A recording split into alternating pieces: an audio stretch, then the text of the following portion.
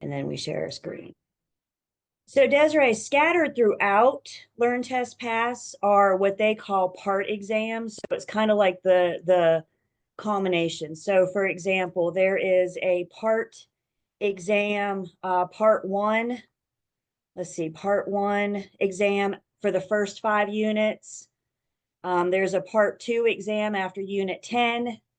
And then there's a part three exam that is everything, the whole thing. So as you continue to work through Learn Test Pass, most of what you guys see in Learn Test Pass is you answer a question and then it tells you right then if it's right or wrong and why, right? And I mean, to me, that's like the most helpful piece of Learn Test Pass. But with these part exams, they treat it like a real test. They treat it like you don't see the results, you don't see until it's over. So, and I'm trying to find it. I don't know why I'm struggling. It's after 5, before 6. There it is. Part one exam. So that test was like 1 through 9 of the midterm, right? The So midterm I is was 1 through wondering the 6. The one through midterm six. is just 1 through 6. Uh-huh. Okay, so I was You have 1 wondering if there through was 5, like you a have 6 through 10, and then you have the cumulative, the whole thing. oh, okay, no problem. Because I was wondering because I took the part one exam, but it wasn't as combined as the midterm. So I was just wondering if we had like a longer. So yeah, so you're not going to have finance in part one because we haven't covered unit 6 yet. I don't want to test you guys until we cover it, right? So kind of going in order of Learn Test Pass. I go in order of Learn Test Pass. So I'd say for the most part, if you, but yeah, big fan of those practice tests, you guys, especially as we're getting closer and closer. Thank you, Desiree, for that.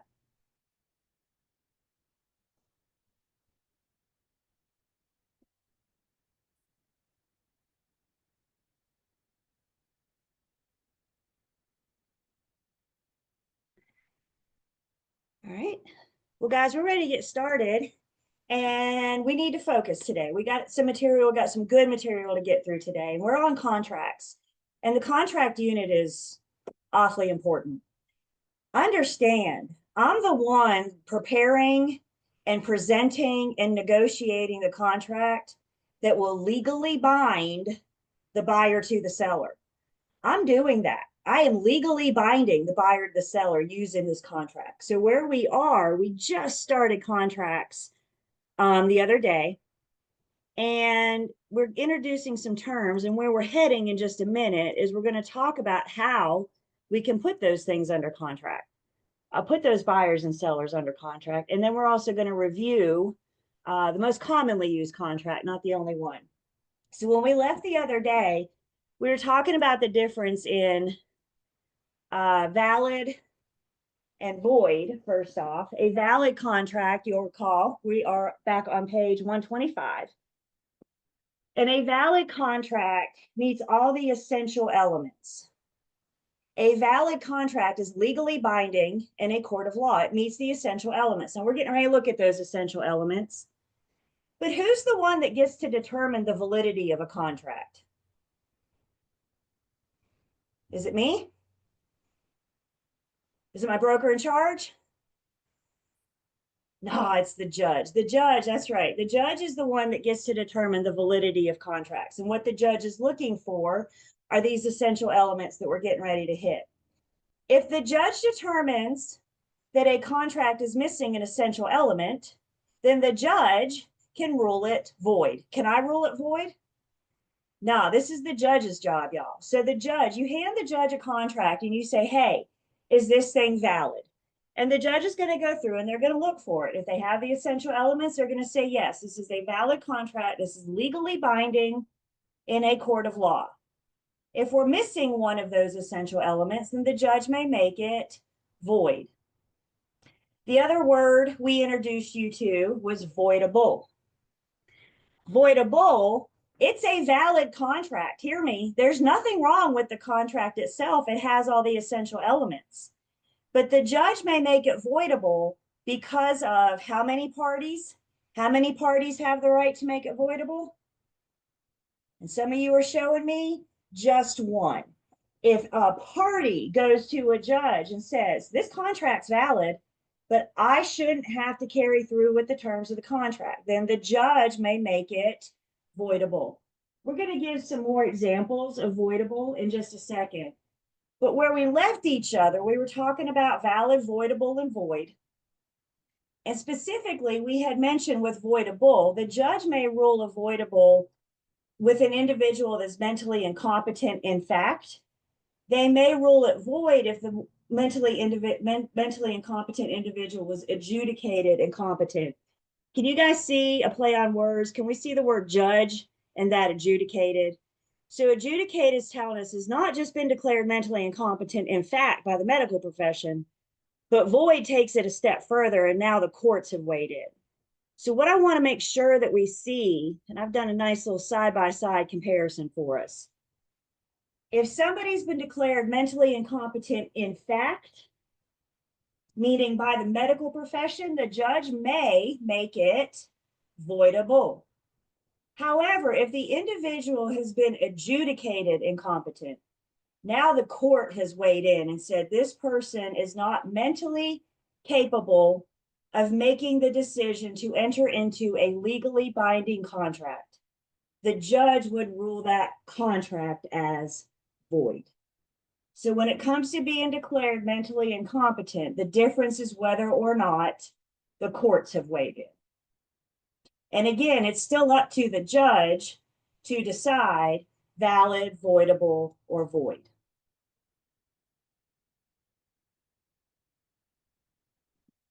So a little bit more on voidable in just a second. Who can make that voidable? Some more examples on that. Also remember with this, the beginning of this unit, we're just defining words. So we've defined words like bilateral and unilateral, express versus implied. We had just defined void, voidable, and void. So to define some more words that we might see when it comes to contract formation, contracts can either be executed or executory. An executed contract means that all the terms have been fulfilled. All promises have been met. All money has changed hands. Everything that everybody in this contract has promised to do has been done. That contract is executed. It's a done deal. Compare that to executory. Executory is a contract still in motion. There are still things, we're under contract, but there are still things need to be done. When we get into, we're going to mention it a little bit in this unit, but when we get into unit 8, we're really, or 10, I'm sorry, we're really going to go through our contract to closing process. And understand from the day we go under contract to the day we close, we're dealing with an executory contract. It's still in motion. There are still things that have to be done. We're working towards closing. We're working towards getting it executed. But the in process, the in motion is the executory. Now, we're in an industry where you guys have learned this. We have the same word has a couple different meanings. Doesn't that make it fun? So the word executed may have another meaning. It may be referring to a fully performed contract, but the word executed may also mean that the document has been signed. So we need to use our context clues. An offer has been made and accepted. That offer has been executed.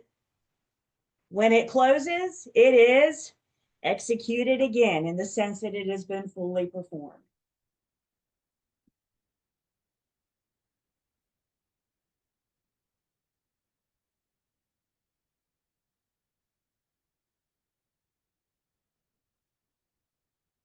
In defining things, let's define what the heck a contract is, the basic definition of a contract.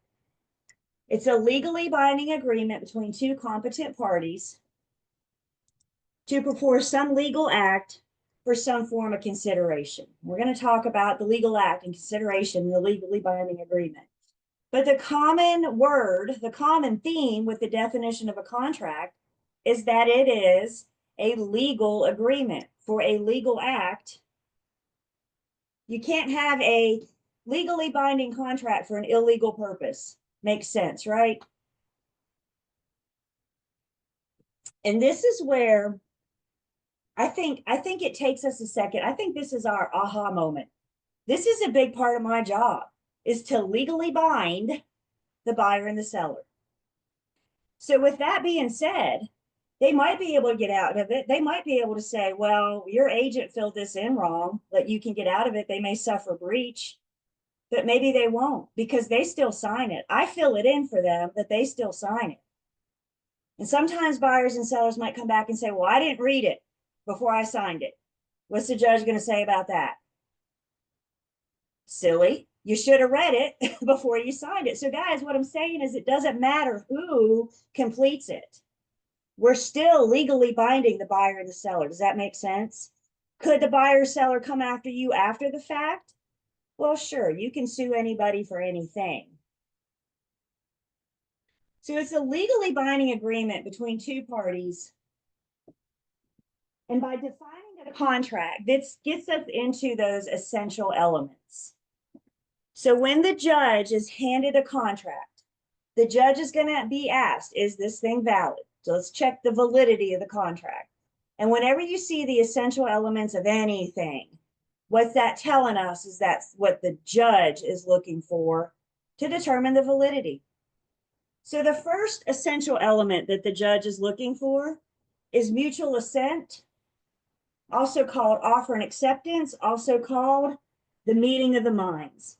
The judge needs to see that the parties came together and agreed to enter into the contract together. An offer is presented, considered, and eventually accepted. We have mutual assent. It's the meeting of the minds.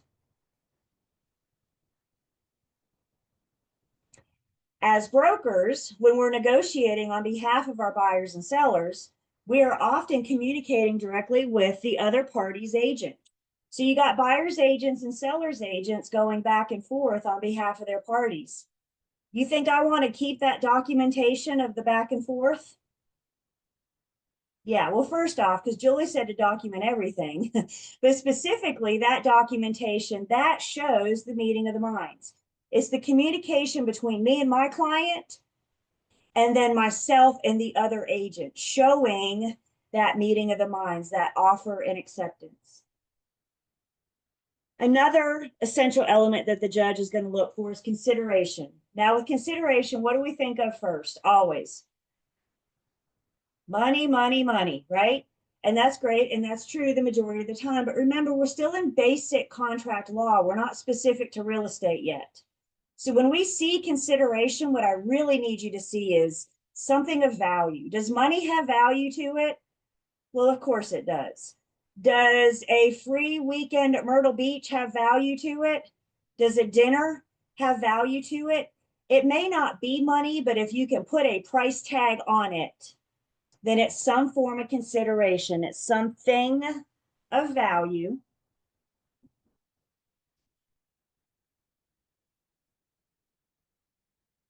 Another essential element the judge is looking for is they're looking for the legal capacity of the parties. Were the parties of sound, sober mind when they entered into the contract? Were they legally competent? If not, then the judge may make the contract voidable. And you hear my words, right? May make the contract voidable. I'm not the judge. I can't tell you what they're going to do. And then the fourth thing that the judge is looking for is a lawful objective. You cannot have a legally binding contract for an illegal purpose. So if the point of the contract is for an illegal purpose, I think in real estate, where we're going to see that, for example, it might be discrimination, discriminatory practices, fraud, forgery. If we don't have that lawful objective, then we don't have a legal purpose. So hand the judge a contract, any contract, not specific to real estate, hand the judge a contract, and they're going to look for these four things. And if they can find these four things, then they will declare that the contract is valid. Remember, the valid contract can become voidable. So step one, is the contract valid or void? And we're looking for these essential elements. We're going to spend some more time talking about this mutual assent and how the parties can agree to enter into the contract, how they can come to those meeting of the minds. And with that mutual assent, one thing in particular that the judge may be looking for is called reality of consent. Just because the parties entered into the contract together doesn't mean that they had reality of consent, voluntary consent to enter into the contract. So some things that might make the contract voidable. If somebody enters into the contract under duress, if you are under duress, you felt threatened. You felt like you or your family would be harmed if you did not enter into this contract. For your safety, sign the contract, and then with proof, you may be able to make it later voidable by proving that duress. Another thing that the judge may consider with a reality of consent is if there was undue influence. Undue influence is situations where somebody they have a power, a position of power, and they take advantage of that position of power. You're almost playing on the emotional. Where we see undue influence the most, and this pops up on the news every once in a while, and it makes me so sad. The family hires somebody to take care of grandma, and that care person encourages grandma to sign the deed over to them. The family finds out, and they could go after undue influence. Was this caretaker taking advantage of their position, taking advantage of their situation? You know, it could be a parent, adult, parent, child. It could be anything, but anybody with a position of power that's taken advantage. If the judge can determine that there was duress or there was undue influence, then the judge may make that valid contract voidable. So the party that felt threatened, the party that was under the undue influence goes to the judge. Of course, they may have to have proof and attorneys. This is a big deal. But if they can prove duress or undue influence, then the judge may make the contract voidable. Other things that may make it voidable, if the judge can determine fraud. Fraud is just incorrect information. Closely related to fraud is mistake of fact or misrepresentation. The difference in fraud and mistake of fact is intent. With fraud, you lied and you know darn well you lied. With mistake of fact, the false information was out there, but you didn't know. You genuinely thought the information you put out there was correct. Let's say I'm a homeowner and I'm a landowner. And the land that I own, I inherited from, that long lost great aunt, you know her. So that long lost great aunt passed away and left me her land. And when the estate was decided, they told me that that land was 10 acres. And I never questioned it. I said, great, I have 10 acres. Awesome. Where do I sign? I never questioned it. I never had a survey. I never took a second glance at it. Fast forward, and now I'm ready to sell this land. I advertise 10 acres. I think I have 10 acres. I go under contract with a buyer. The buyer has a survey done, and lo and behold, there's only 8. We are both shocked. That's mistake of fact. Fraud, I have 8. I know darn well I have 8, and I advertise 10. The difference in the two is intent. And either way, fraud or mistake of fact, the judge may rule that contract voidable.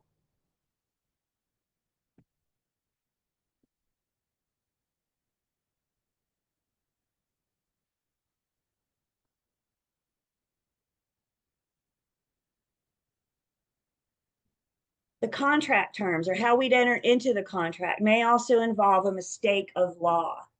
Have you guys ever heard the saying that, what's that saying? I just lost it. Like ignorance is no excuse for the law, something like that. Ignorance is no excuse for the law. the judge would say that we all have access to the law. So if there's a mistake in law, we should have, could have found out. Now, does it cost money to get access to the law, attorneys and all this other good stuff? Of course it does.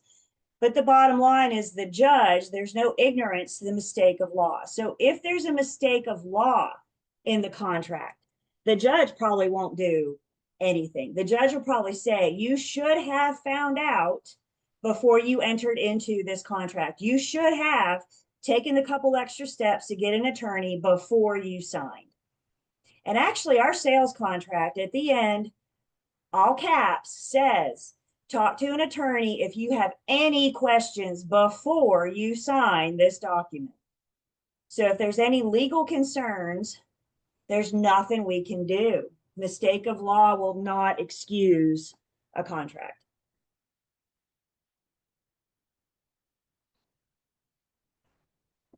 More on mutual assent. We're going to walk through.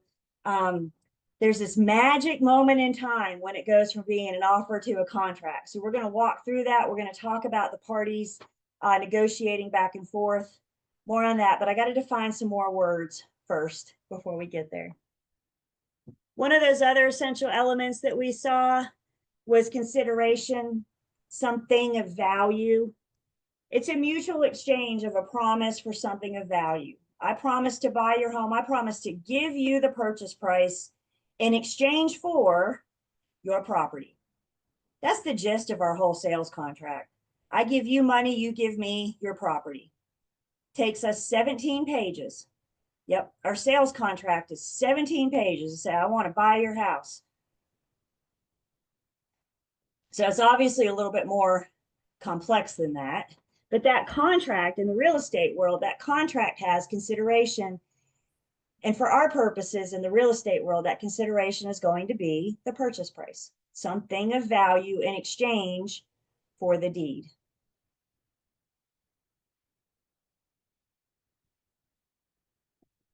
Legal capacity of the parties. If the person that entered into the contract was a minor, if it can be proven that they were intoxicated or under the influence when they entered into the contract, if they're declared mentally incompetent in fact, those first three may make the contract voidable. There's nothing stopping a 17-year-old from entering into a contract. That 17-year-old takes the contract to the judge and says, hey, I'm 17. You can't make me perform. And the judge is going to say, you're right, because you are a minor. Only one party can make it voidable. The other party that entered into the contract with the judge, they're going to say, Judge, I entered into a contract with a minor. And the judge is going to say, you're an adult. You should have known better. That's what we say. Only one party can make it voidable. And then taking that mentally incompetent a step further, adjudicated incompetent. Again, that's the difference in void or voidable. So judge is looking for the capacity of the parties. And again, hear my words. I'm not telling you what the judge is going to say. They still need proof. They need evidence. Attorneys are involved. But they may make it voidable. And then that last one we said, lawful objective, you cannot have a legally binding contract for an illegal purpose. So the essential elements that the judge is looking for to determine the validity of the contract. Questions?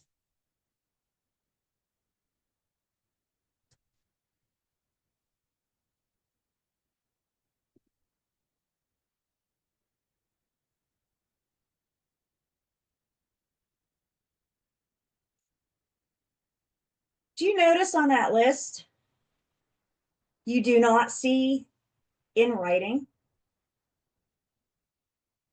You guys notice that? The judge isn't looking for in writing to determine if the contract is valid. Now, they can't enforce it if it's in writing. So something that's oral, an oral agreement may be unenforceable. Technically, you guys, you could buy my house. I know. Technically, you could buy my house on a handshake. Does that sound safe and secure? The problem is if we shake hands, I'll sell you my house for X amount, and you say, okay, sounds good, and we shake hands. It's not a problem as long as we both do what we've promised to do. And if either one of us don't do or do what we don't promise to do or whatever, and we go to the judge and we're going to stand in front of the judge and say, well, he said this and she said that, she promised me this and he told me that. And the judge is going to say, hey, I got a quick question. Where's your written agreement? Well, we didn't have one. We just shook hands. The judge is going to say, then that agreement is unenforceable. There is nothing that we can do to enforce it. The fact that our contract is in writing is not an essential element. The fact that our contracts are in writing comes from a law called the Statute of Frauds. The Statute of Frauds is what requires our contracts to be in writing. And the whole reason that the Statute of Frauds, it's in the name. We want to avoid fraud. We want to avoid forgery. So an offer has to be in writing and signed by the parties. A contract has to be an offer and signed by the parties. Well, guess what, guys? In real estate, it depends. Your sales contracts, yes. Sales contracts, write that down. Yes. Statute of Frauds says sales contracts have to be in writing. But y'all don't forget, there's another piece of real estate, and that's the lease world. We're getting into the lease world in Unit 13. Statute of Frauds does not require leases less than 3 years to be in writing. So if I can word that another way, leases don't have to be in writing if from their inception, they're under 3 years. Statute of Frauds requires leases more than 3 years from its inception to be in writing. Most of our residential leases start with 1 year. Is it good advice to put it in writing, that 1 year lease? Is it good advice to put it in writing? Well, sure. But the Statute of Frauds says it's still valid even if it isn't. Most commercial transactions start with a 5-year lease, maybe a 10-year lease. So they start with a lease. And again, that's more than 3 years. 3 years doesn't have to be in writing. 3 years and 1 day does. So Statute of Frauds is who determines whether or not it has to be in writing. And if they do require it to be in writing, it's so that it's enforceable. Again, please don't get in your own way. Yes, it just makes sense to put all contracts in writing, doesn't it? But when you're answering those test questions, we need to be aware specifically of what the Statute of Frauds says. So Statute of Frauds, sales contracts have to be in writing. Leases do not have to be in writing unless they are, and again, note that, more than 3 years.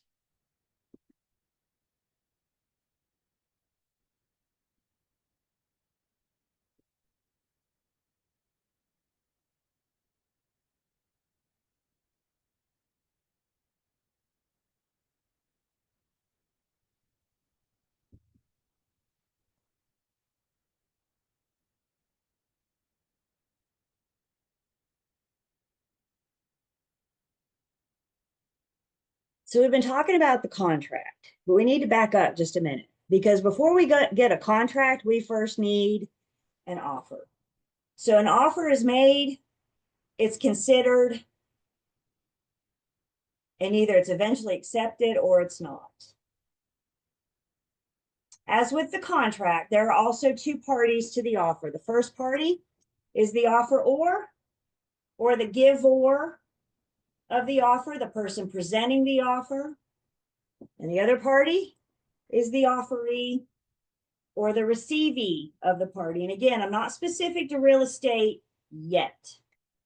We're still just in basic contract law. So the 2 parties to the offer are the offeror and the offeree, the giver of the offer and the receivee of the offer.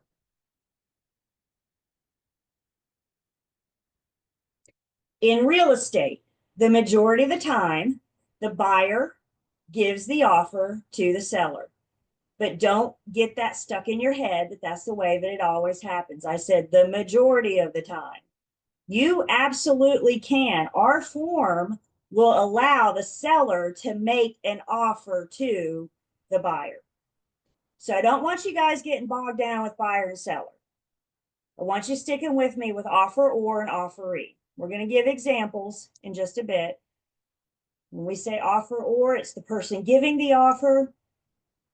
The offeree is the person receiving the offer. Once a person has received an offer, they have three choices. The offeree can accept the offer. If they accept the offer, hear me, they're agreeing to all of the terms exactly how they are. If you have acceptance, you're agreeing to all of the terms exactly how they are.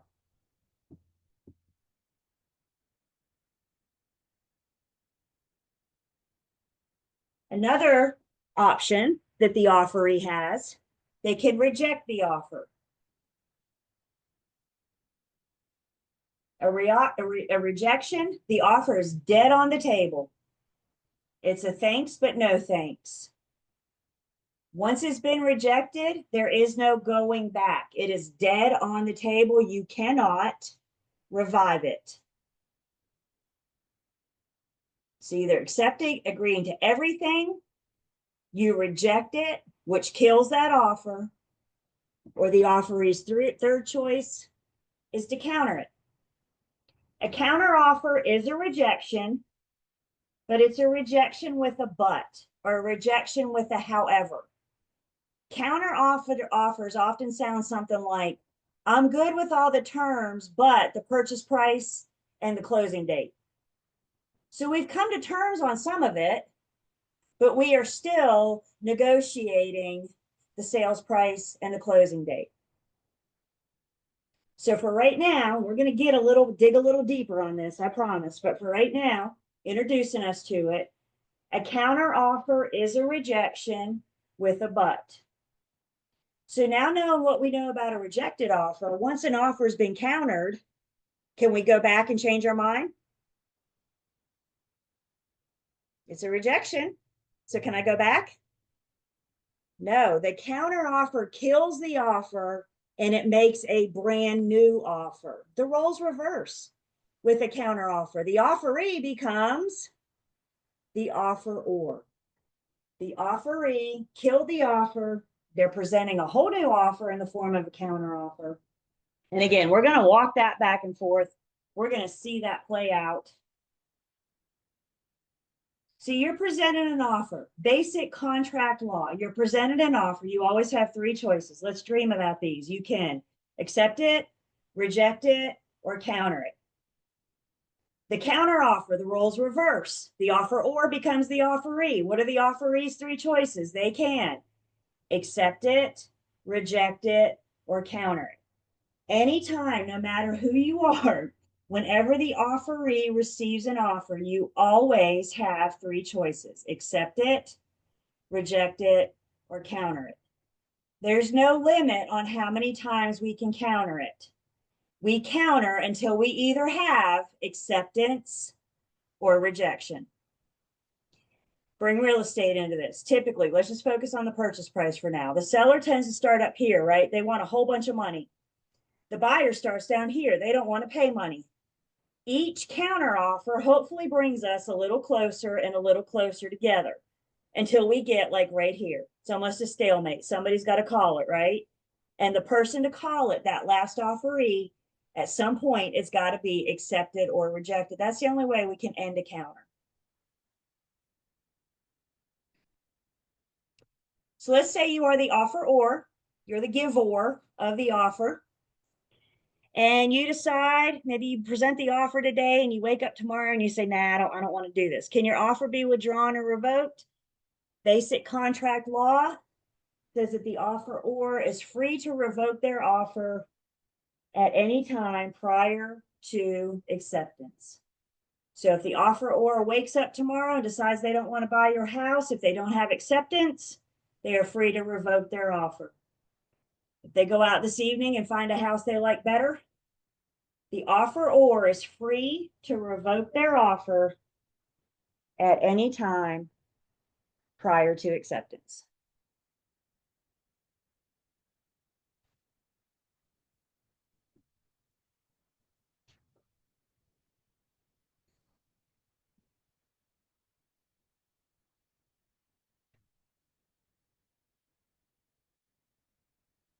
Offers can be terminated. Again, note that word. We're not on contracts yet.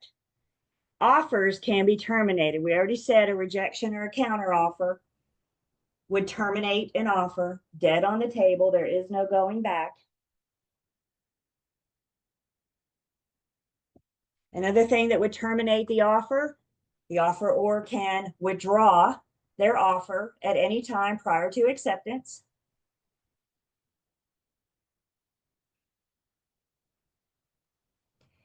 If the offeror put an expiration date on their offer, maybe they say this offer is good until 5 p.m. on April 1st, which means if I don't have acceptance by 5 p.m., then at 5:01, my offer is terminated. Now, the offeror does not have to put an expiration date on it, but if they put an expiration date on their offer, we don't have acceptance, then the offer is terminated.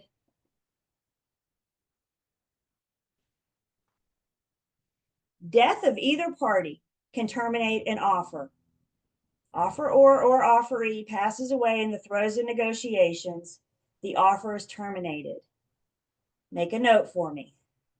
Death is only an out when you're negotiating the offer. Once you're under contract, death is not an out. If one of the parties to the contract passes away, their heirs are expected to carry through with the terms of the contract.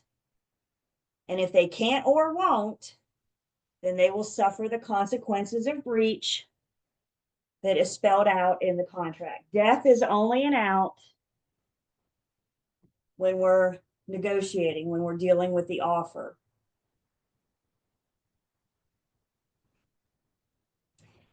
And then the other thing that would terminate the offer is insanity by either party.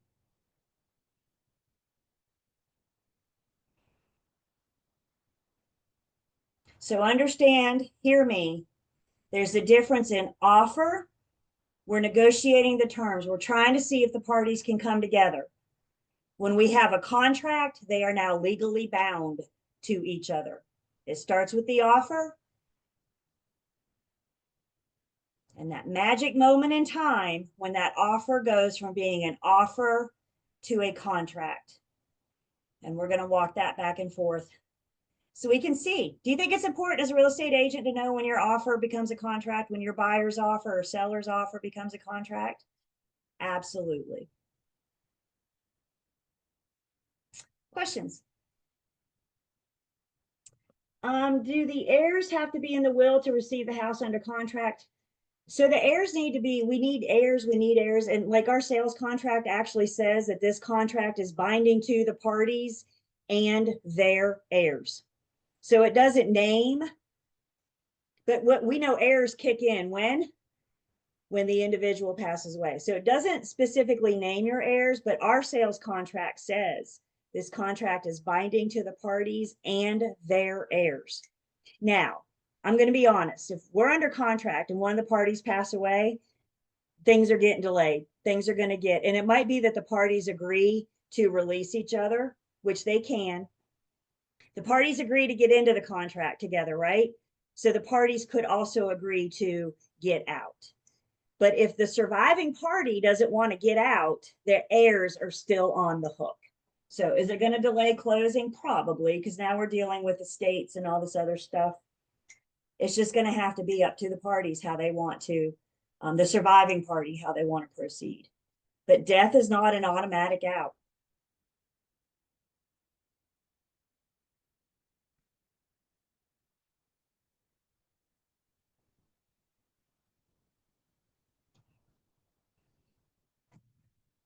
So basic contract law, like law school 101, First year law students spend like a whole semester on what we just covered in a short amount of time. But again, you guys, remember, we're not in law school, but we do need a basic understanding of how a contract works, of these words, because we're dealing with them every day. Our agency agreements are bilateral contracts. It's an agreement between the firm and the client. So we're dealing with contracts on the regular, and we just needed that basic understanding of the ins and outs of them. Other questions?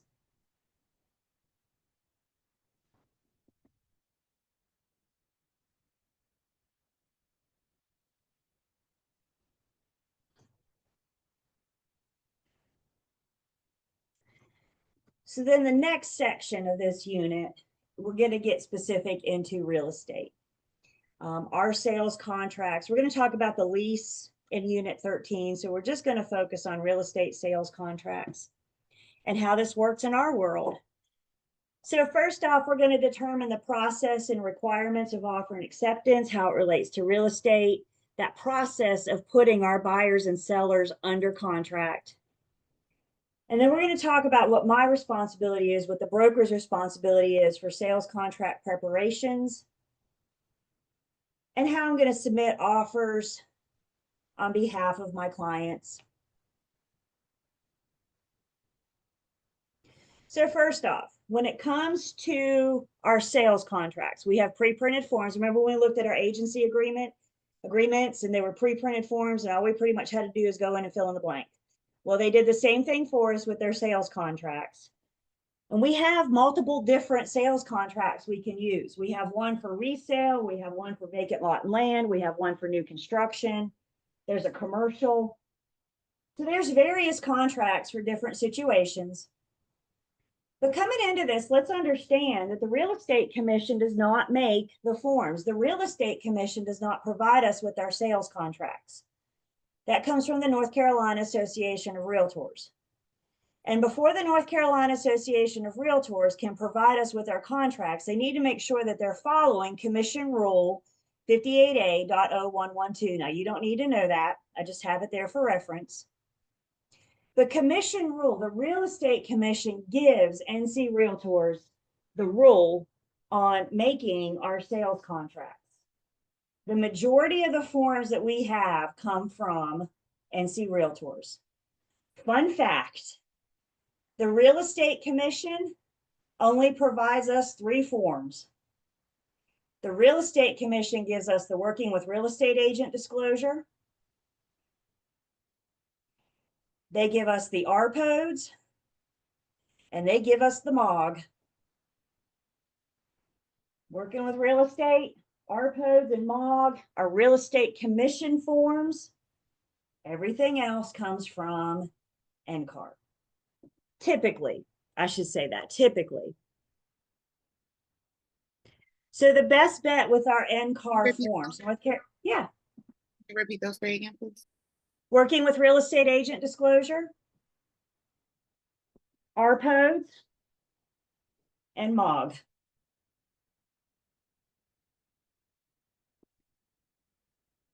So what's happened, our state level of the National Association of Realtors, right? We got NAR, which is the national, hone in on the state, and now we got the North Carolina Association of Realtors. They have joined forces with the North Carolina Bar Association, and together they have provided us with the pre-printed sales contracts, the pre-printed forms that we use on the regular. The question on the board is the broker required to use NC Realtor forms? Can I only use NC Realtor forms? And I got you guys shaking your heads, and I would agree. The NC forms are the most common forms that we have, but they're not the only forms that we're allowed to use. The truth is, the broker can use any sales contract as long as it meets Commission Rule 58A.0112. And it's drafted by an attorney.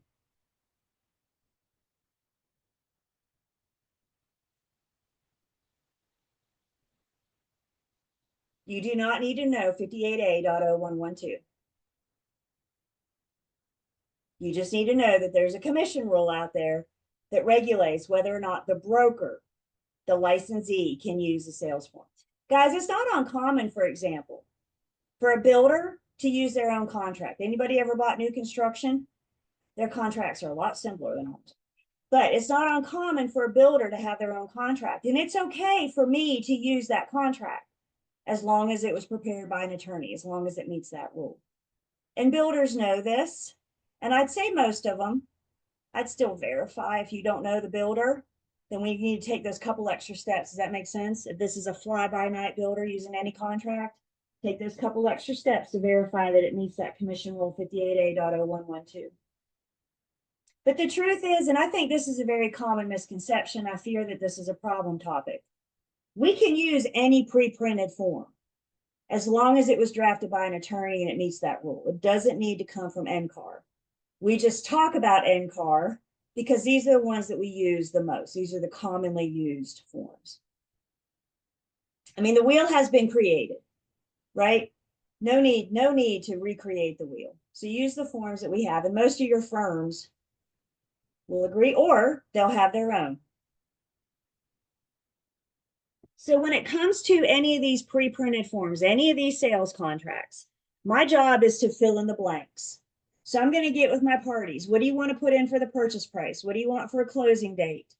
Do you want any seller pay closing costs? My job is to fill in the blanks. Just because I see a blank doesn't mean I could put any old thing in a blank. What the blanks are asking for is very specific. And as the licensee, as the broker, not only do we need to know the appropriate form to use, but we also need the skills to properly complete the forms on behalf of our buyers and sellers. Who can remind me what the R in old car is?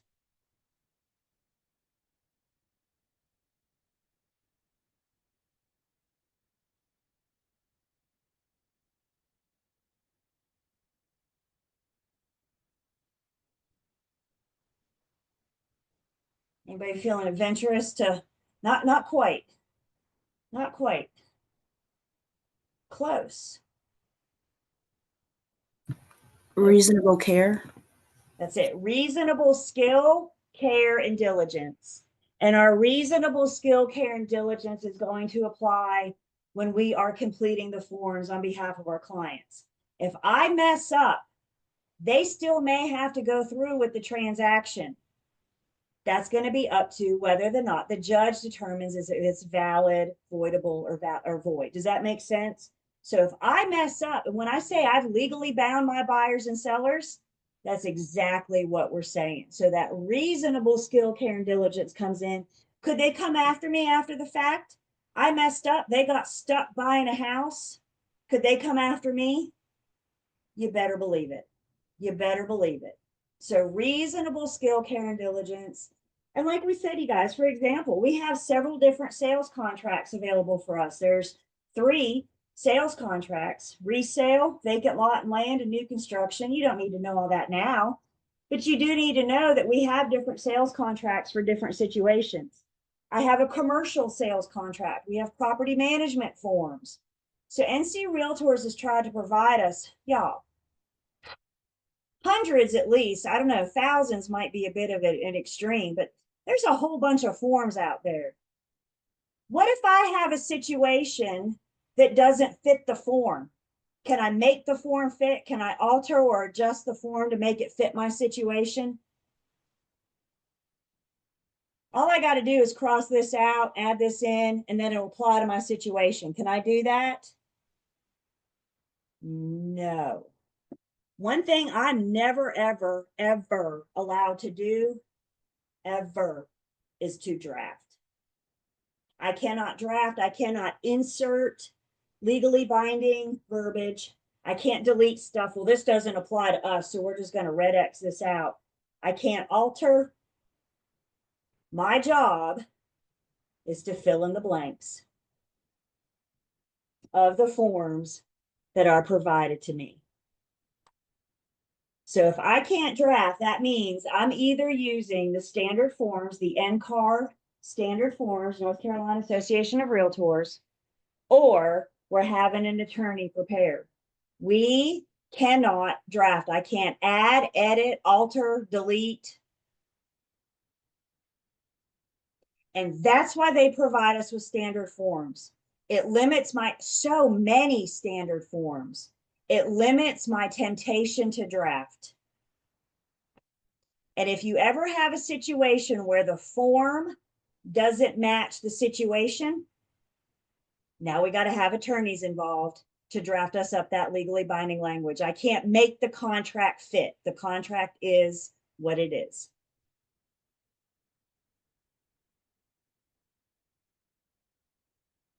So here's something interesting. Fun fact. Brokers can't draft, but guess what? The parties to the contract can. So if we're talking about our sales contract, the parties would be the buyers and the sellers. And because they are a party to the contract, technically speaking, they can pick up their red pen and add, delete, alter, amend, edit the contract.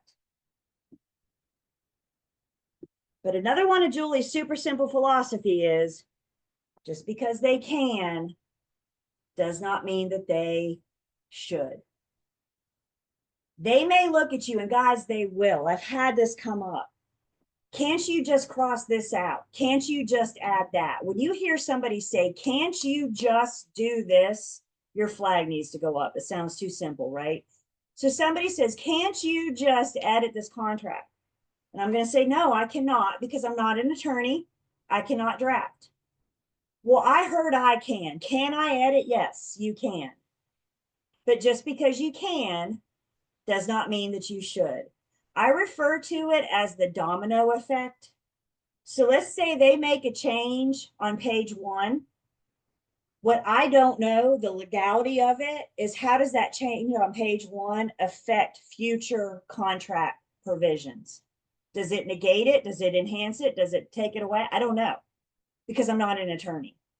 So when they want to pick up their red pen and start editing their own contract, we really need to still encourage them to talk to an attorney. If nothing else, to explain the legal effects of making that change, of making that edit. So if I can't draft, what can I do? This is it. I fill in the blanks of the pre-printed forms, but I'm going to fill in the blanks appropriately. Another super simple philosophy. When in doubt, find out.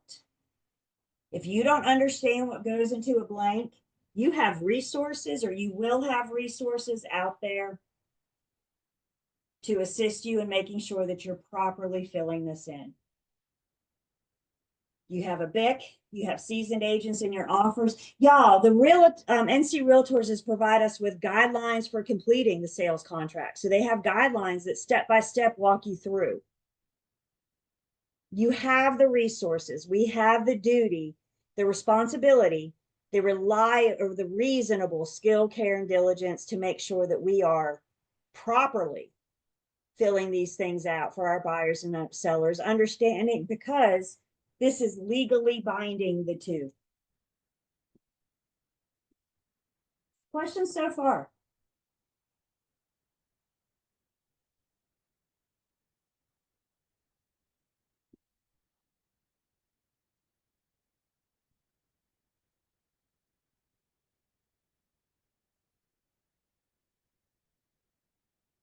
All right. Let's take our first break. We come back. We're on our sales contract.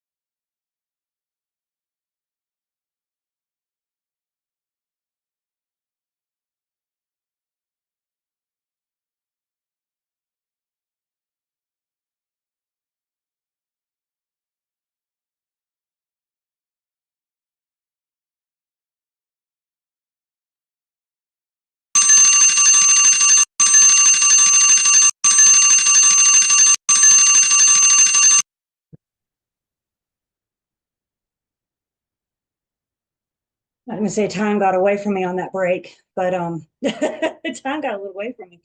But we're back. Welcome back. Isn't it amazing how that goes? You say, I'm gonna do this one thing real quick. And so on. All right. So cameras are back on. I am taking attendance.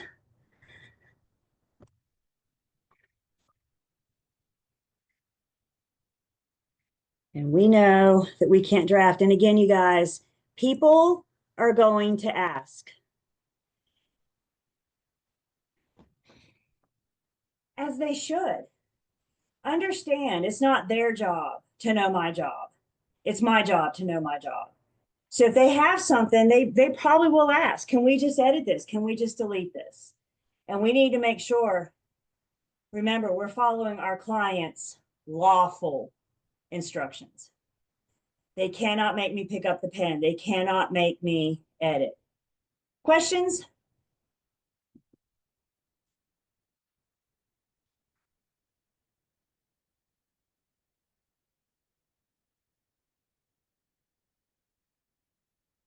Okay, so we know we are not a party to the contract. We know that we do not belong in the contract.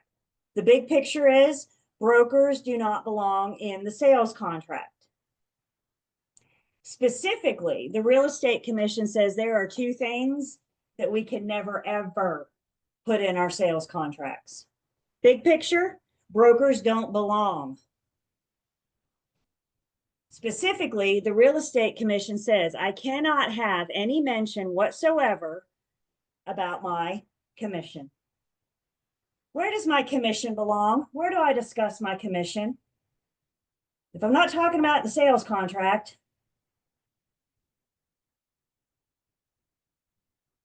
The farm. the agency agreements, that's right. We have those agency agreements that discuss and agree to our commission. And remember, all those agency agreements have to be signed and in writing, whether it was an oral buyer agency or not, by the time I'm ready to present the offer. So by the time we get to the contract, commission has been figured out.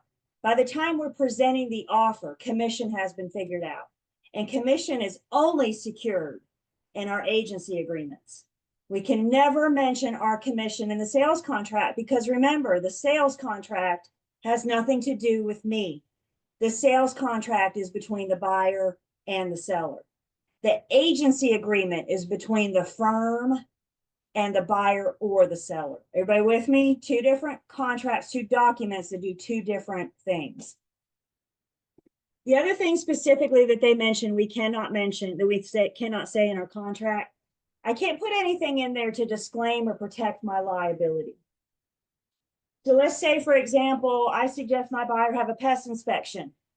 And they say, no, I don't want a pest inspection. And I say, are you sure? They're only like $85. Are you sure? And they say, no, I'm going to save money. I'm not going to get a pest inspection. Okay. That does not belong in the sales contract. I can't slip in that the buyer declines a pest inspection to protect me. Anything to disclaim or protect my liability. We have another form that we can use for the buyer to select or waive different services.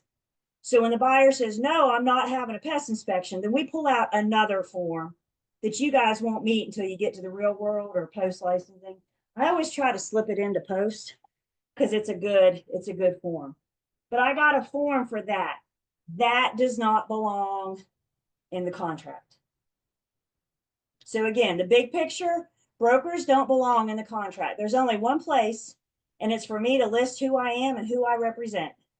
We're going to see that in just a bit when we look at our most commonly used sales contract. Contracts or negotiations, offers, they have contingencies or some kind of condition. If there's a contingency or condition, what that's saying is that something must be met for performance. I've got to do something before performance is required to happen. Something has to occur for me to be obligated to perform. And if it doesn't happen, then I'm not legally obligated to perform. There's two rather common contingencies that we might run across in real estate. One of them from the buyer says, I'm not going to buy your house if I first don't sell mine. Me buying your house is contingent on me selling mine. So if mine never sells, am I legally obligated to buy yours? No, because I didn't do that part didn't happen in order to make me perform. Another one that we might come across, I'm not going to buy your property if I first don't get loan approval, which means if I don't get loan approval from the lender, then I'm not legally obligated to buy your property. So contingencies say in order for B to happen, we first must have to have A. If A never happens, then B is not required. In our sales contract, and this is important, in our sales contracts, we do not have any contingencies. There are no contingencies in our sales contracts. We have addenda that may add a contingency. We're going to talk about a few of those. And the parties can always agree to add a contingency. So if I'm a buyer and I present you an offer, and in that offer, I add a contingency that says, I don't have to buy your home if I first don't get loan approval. If you accept, a contingency has been created, a contingency has been added, but there are no built-in contingencies. There are none automatic. For your exams, I need you to see that the parties have agreed to a contingency. Don't just assume, never assume. But if they say the parties have agreed to a loan contingency, then you know that that has been added. If it doesn't say that, there are no built-in contingencies into our contract. It must be created. It must be added.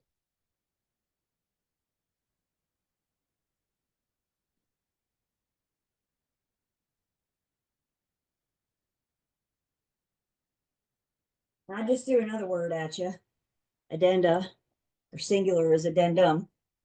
When you guys see the word addendum, what I really want you to see is the word add. An addenda adds to and becomes part of the offer, and upon acceptance, the contract. We have a whole list of commonly used addenda. We're going to talk briefly about those and when they might be added. But an addendum adds to and becomes part of the offer, and upon acceptance, it becomes part of the contract. And whenever an addenda is added, if there's any conflict between the addendum and the contract, the addendum is going to rule. The addendum is going to win. The addendum kind of overrides a stipulation or a point of the sales contract. So again, we have a handful. We're not looking at all of them, but just a few. It's not uncommon to confuse addendum for amendment. Who can remind me what an amendment does? What does an amendment do? It changes. An amendment is a change. So an addendum adds, we're negotiating the offer and we got to add an addendum. Once we're under contract, if we renegotiate anything, we have amended the contract. So addenda add to, an amendment changes something that we've already agreed to. It's not uncommon to go into round 2 of negotiations in a sales contract, especially when we start coming up with repairs. And we're going to talk about repairs as well.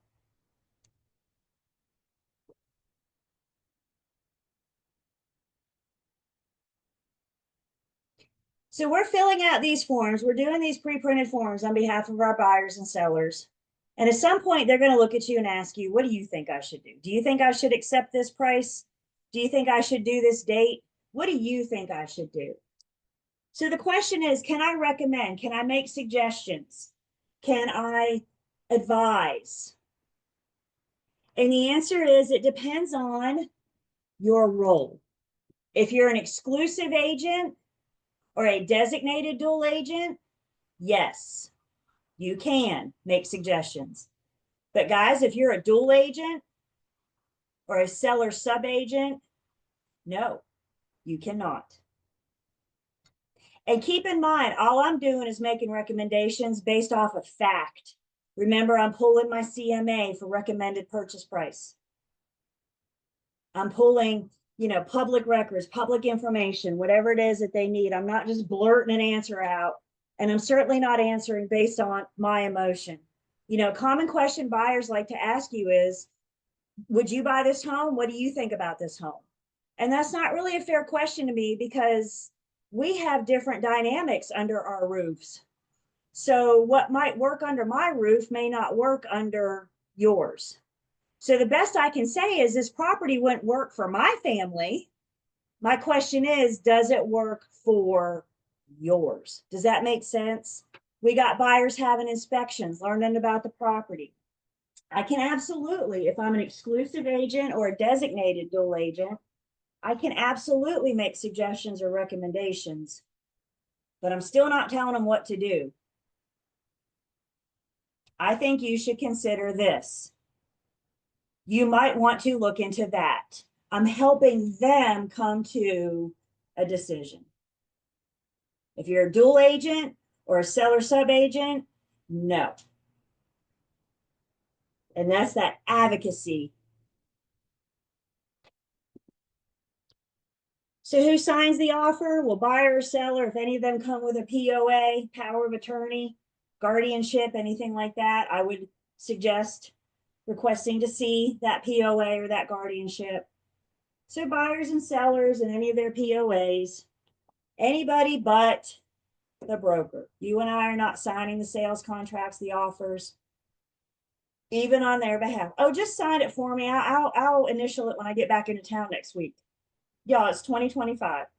We have electronic means. We have overnight FedEx.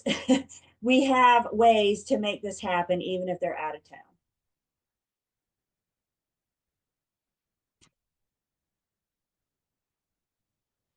Speaking of electronic needs, I got a law for that, a rule for that. And our paperless transactions are regulated by something called the Uniform Electronic Transactions Act, or the UETA. There's a state level called the North Carolina Uniform Electronic Transactions Act that run parallel. They're pretty much one and the same. And what the UETA says is that once the parties agree to use their electronic signature, that electronic signature serves as their legally binding signature. You guys have e-signed, I mean, you had to e-sign something for Lane, right? If you haven't, go ahead and look at that email and go ahead and do it. But you guys had to e-sign something for Lane. And you got the email from Lane and you adopted your signature. Does your e-signature look anything at all like your wet signature? Nothing, does it? And what the UETA says is that once you agree to these terms, you can't come back and say that doesn't count because it doesn't look like my wet signature. Once you agree to the terms, that e-signature is just as binding. So you guys got that email from Lane with the contract with the school, and you clicked on terms and conditions and you read it carefully before you proceeded and signed the contract. Yes? Some of you are honest. Do we ever read those terms and conditions? If you do, my hat off to you. How often do we just click the box and say, yeah, I agree to whatever they have to say, and we keep going? Y'all got to stop and think about what it is we're agreeing to sometimes. And in the UETA world and the paperless transaction world, that's part of what you're agreeing to. You can't ever come back and say, no, that wasn't me, because you agreed to it, whether you read it or not. Try to peruse it. I do, until I see it's about 120 some pages, and I'm like, who has the time for this? So I agree to it and deal with the consequences later. So the broker, you've prepared the offer. Now what? Your buyer has said, this is the one, I want to write it up. Let's make an offer. You've prepared the offer, you've filled in the blanks. You've even had your buyer sign the offer. Remember, like we just said, before you present that offer, we got to have our agency agreement solidified and in writing. So at this point, if you've been working under a oral buyer agency agreement, before you can present that offer on the buyer's behalf, you've got to get that agency agreement signed.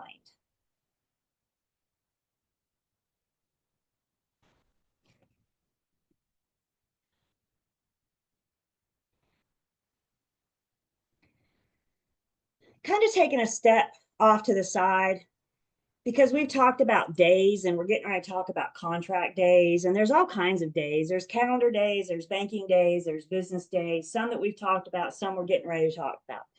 You guys may want to go ahead and take a picture of this so you have it close and personal. When we're talking about our sales contract uses a calendar day, which means a day is a day is a day. Sundays count, Christmas counts, all the holidays count. If we're talking about a banking day, we're going to talk about our trust account, Unit 15. Those use banking days, Monday through Friday. And then remember back in unit, what unit was that? Back in Unit 6, we talked about TRID. TRID uses business days, which means Monday through Saturday. So when we talk about a day, it depends on what we're talking about. Is it a calendar day, a banking day, or business day? And again, if you have your phones, quick screenshot, I think this is a good slide to have handy as we're trying to figure out these days. So calendar days, when we're talking about our sales contract, every single day counts. New Year's Day, Christmas, 4th of July, a day is a day is a day.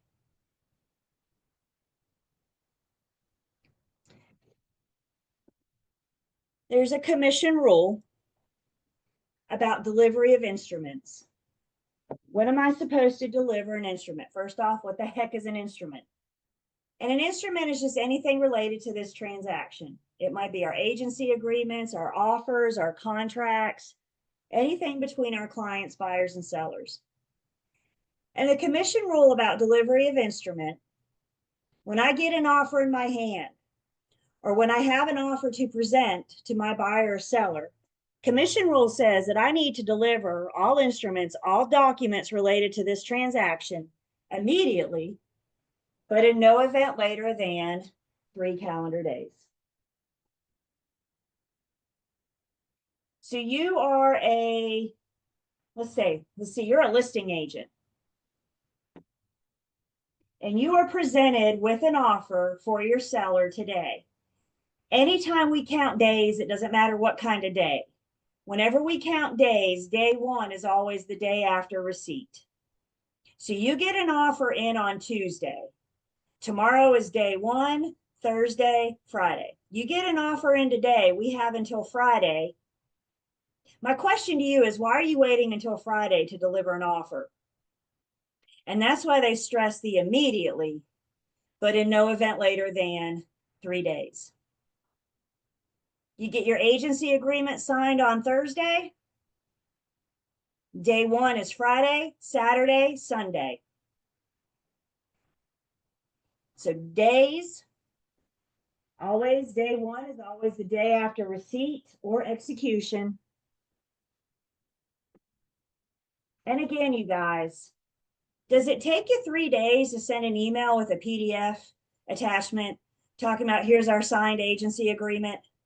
If you do send an email, don't you have your documentation of when you sent it? Remember to put that in your file. You can go to your sent file. If you're going to hand somebody a contract in person, I would have them sign something saying when they received it. So we have that proof. We have that documentation of when I delivered it. There's a common misconception out there. Some agents think, well, I'll just wait until this closes, and then I'll send all of the transactional paperwork all in one nice, neat little package so they have everything together. Did you just violate commission rule?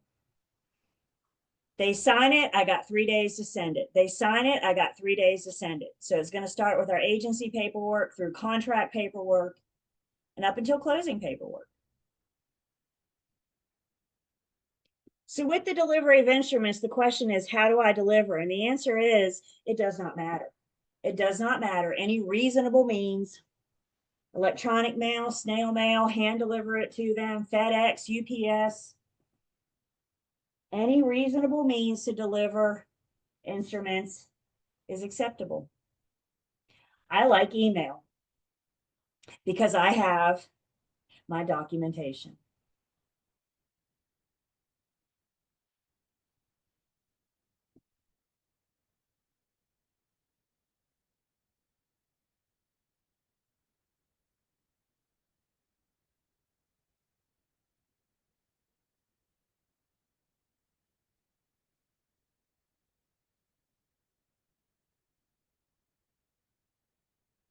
Listing agents, at some point, you may be faced with multiple offers. You have a hot listing and you get several offers presented. This was a big thing a couple years ago. I know from personal experience, my team had one. Y'all, we were on the market for like the weekend. And by the time Monday morning rolled around, we had like 45 offers. You heard me right. 45 offers on one property. That was the market a couple years ago. We're not necessarily there today, but we still do encounter multiple offers. 2 or 3 is a lot more reasonable. When it comes to multiple offers, listing agents, we need to present everything that I have in my hand at the same time in no particular order. I can't favor one offer over the other. I can't pick one offer out and leave the other 3 off to the side. Let's talk about this one and then we'll talk about, no, we got to present everything that we have in our hand in no particular order. If I know of other offers coming, I'm going to let my sellers know. I have 3 in my hand, but I had an agent tell me they were going to bring me one this afternoon, bring me an offer this afternoon. Can we all agree that in your hand and on its way are 2 totally different things? That agent that told you they were going to bring you an offer this afternoon, a lot can happen between now and then. I'm going to tell my seller that one's coming, but we can't talk about it until I have it, until I actually have it in my hand. So no particular order. So in other words, I'm not going to list them highest purchase price to lowest. We're going to learn when we look at our contract that there's a lot more to consider in the offer than how much. There's a lot more to take into consideration. So I'm not going to favor an offer. What if one of those offers, one of those buyers is represented by your firm? It's a dual agency situation. What if one of those offers is from a buyer that you're working with, a single agent, dual agent situation? But Julie, can I present my buyer's offer first and then all of the other buyers' offers later? Because I'm going to make more money if I am on both sides. My firm's going to make more money if I'm on both sides. So can I just present this one first and then all the other ones see how we think? And the answer to that is no. We present all offers in no particular order, and I cannot favor one offer over another, even if I stand or my firm stands to make more money.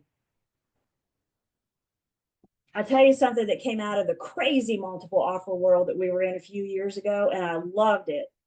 Agents were doing, like, you still always have to present the offer. Even if you call them and say, we got an offer, you still need to email them the offer because we have to deliver all instruments immediately within 3 days. But in addition to presenting the offers, agents were also doing an Excel spreadsheet. And it's like, here's the terms. This is what we got on offer 1, offer 2, offer 3, offer 4. So it allowed the sellers to see a nice side-by-side comparison of just the terms. I just told y'all our contract was 17 pages, plus some addenda, plus the RPOs and the MOG. It's not uncommon for an offer to be 30, 40 pages total.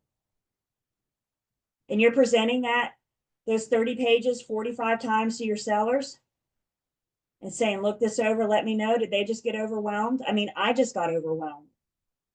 So whatever we can do to simplify it for them and just help them focus in on the terms.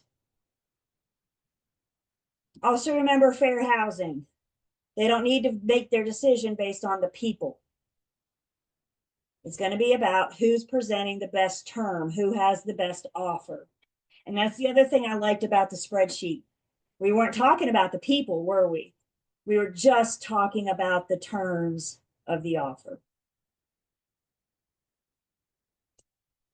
If you have multiple offers, we can only counter one at a time. So if you have multiple offers, maybe offer 1 and 2 are okay, but 3 is a little closer, not close enough, but a little closer. So I'm going to leave 1 and 2 off to the side for now.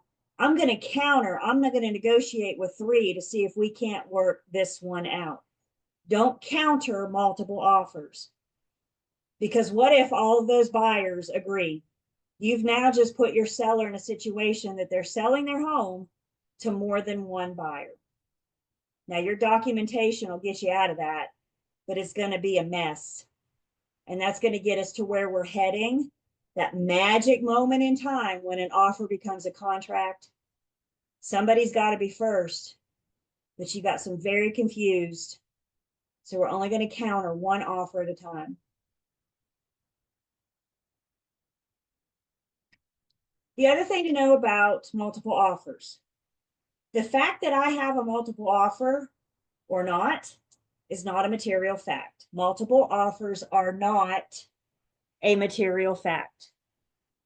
Whether or not we disclose, listing agents, whether or not we disclose that we have multiple offers is going to be up to the discretion of our seller.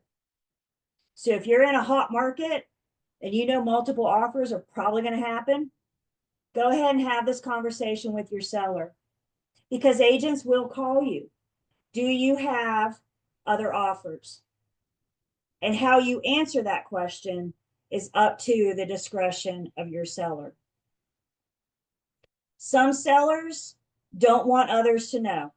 The truth is, you guys, when buyers find out there's multiple offers, they either do one of two things.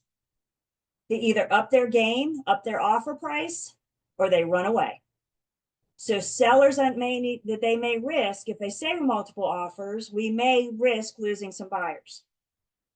So all I can do is let them weigh out their options and let them decide. And when they say no, when that other agent calls me and says, do you have other offers? Then my response is, I can never lie. So my response is, my seller doesn't wish to disclose. It's a pretty honest answer, isn't it? I'm working for my seller, not their buyer. Always remember who your principal is. Questions on multiple offers.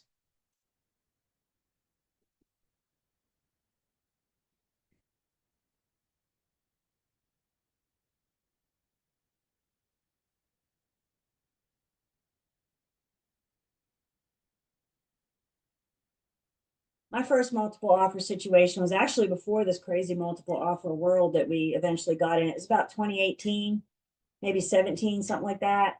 And I think mine was kind of a prelude of what was coming. But I had a little listing. I don't know, we were on the market for about 3 or 4 days. I had 17 showings. Those 17 showings resulted in 6 offers. And I presented those 6 offers to my sellers and looked at the terms. And I'm not going to lie, all 6 of them were like perfect. There was nothing to counter on any of them. My sellers were faced with 6 dream offers. Y'all, the decision was pretty much made by them going, we'll take that one. There was nothing to rule out. There was nothing. There were no added contingencies. Nobody wanted seller pay closing costs. It was amazing. And in a normal world, we would have accepted all 6 of them, or 7, however many. But we can only accept one, which means the other offers are a rejection.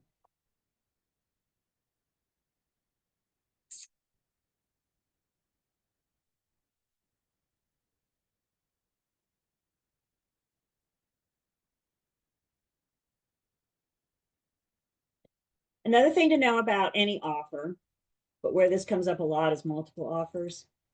I can't disclose the terms of the offer without the offeror's consent. Remember, the offeror is the giver of the offer. Listing agents, another call you're going to get. You're going to be asked if you have multiple offers. Again, think before you speak, have that conversation with your seller. The other call you're going to get when they do find out, if they do find out you have multiple offers, the question you're going to get is, what's the highest price offer you have in your hand right now? Can I answer that? Not unless I have that offeror's permission. And is any offeror in their right mind going to give you permission to disclose what their offer was? So when you get that call, y'all, this happened a lot a couple years ago. There's no commission rule that says they can't call and ask. The commission rule addresses how you respond. And I know we're in a hurry, and I know we get busy, and you're probably driving down the road doing 12 other things, and that agent calls you and says, what's the highest price? And your knee-jerk reaction is going to want to be to say 218 with 3,000 in closing costs. I look forward to your offer. What did you just do? Without even thinking, without even batting an eye. So when you get that call, when, y'all hear me? When you get that call, you need to say, I cannot disclose. I suggest that your buyer brings their highest and best. We'll consider all offers and let you know our decision. We cannot disclose the terms of the offer. Please, please, please think before you speak. Don't let them catch you off guard.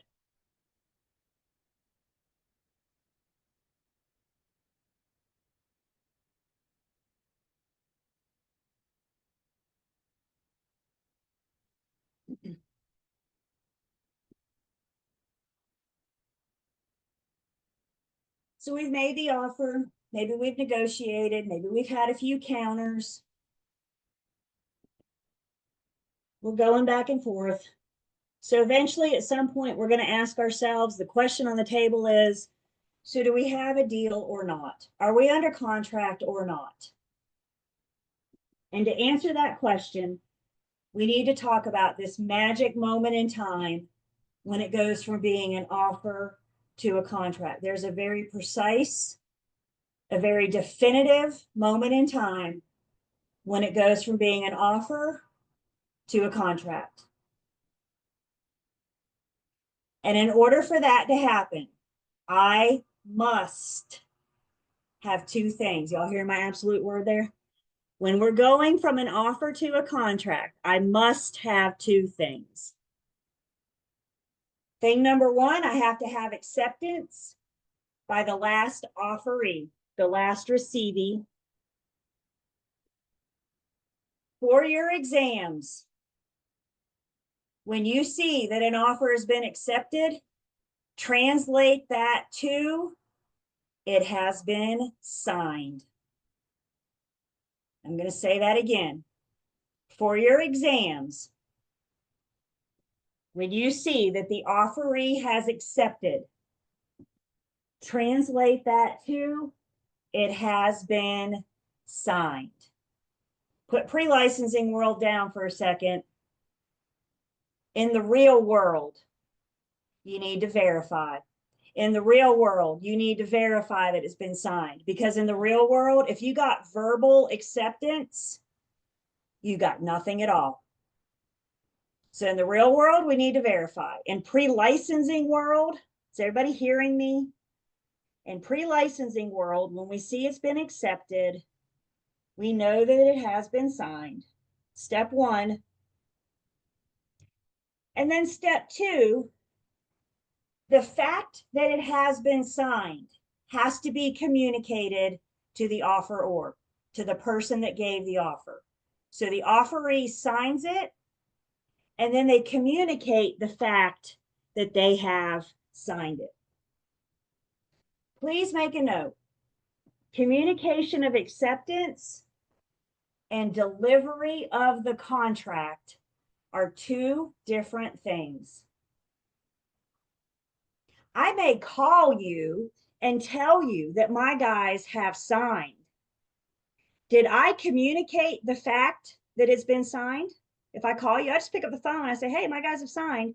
Did I not communicate acceptance? Congratulations, folks. We're under contract.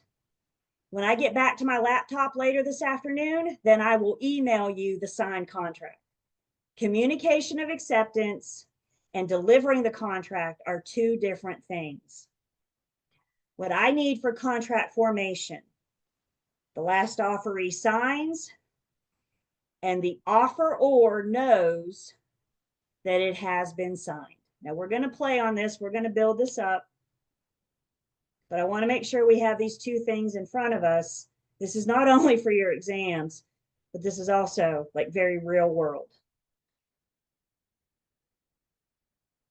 So I have to have two things: acceptance by the offeree, and then communication of acceptance to the offeror. The person that made the offer has got to know that their offer has been accepted. Questions so far before we play out some scenarios?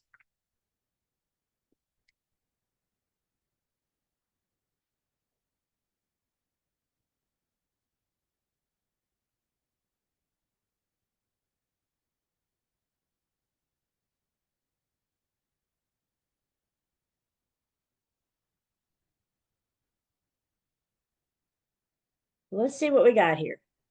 I got my buyer. We're going to start with my buyer as the offeror, the giver of the offer. I got my seller, the offeree. Again, this is just an example. The seller absolutely could be the offeror, the buyer, the offeree.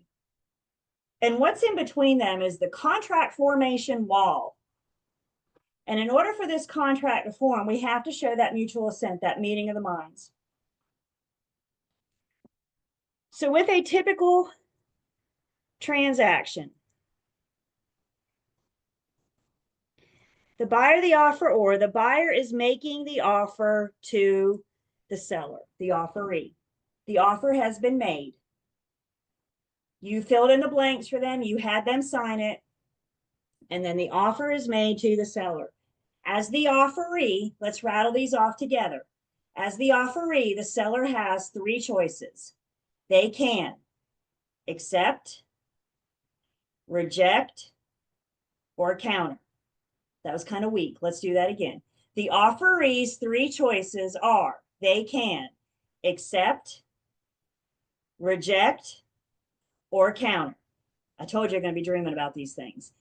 If the offeree accepts, they agree to all of the terms exactly how they are. Any change, even if it's just, well, I know this says $199, $999, but can't we just do $200? Is $199, $999, and $200, the $1,000 the same thing? It's a change. It's $1. Is it a big change? But it's still a change. So if we have acceptance, we have all of the terms exactly how they are. If the offeree rejects it, then the offer is dead on the table, and both parties go about their lives as if this never happened. Nobody's out anything.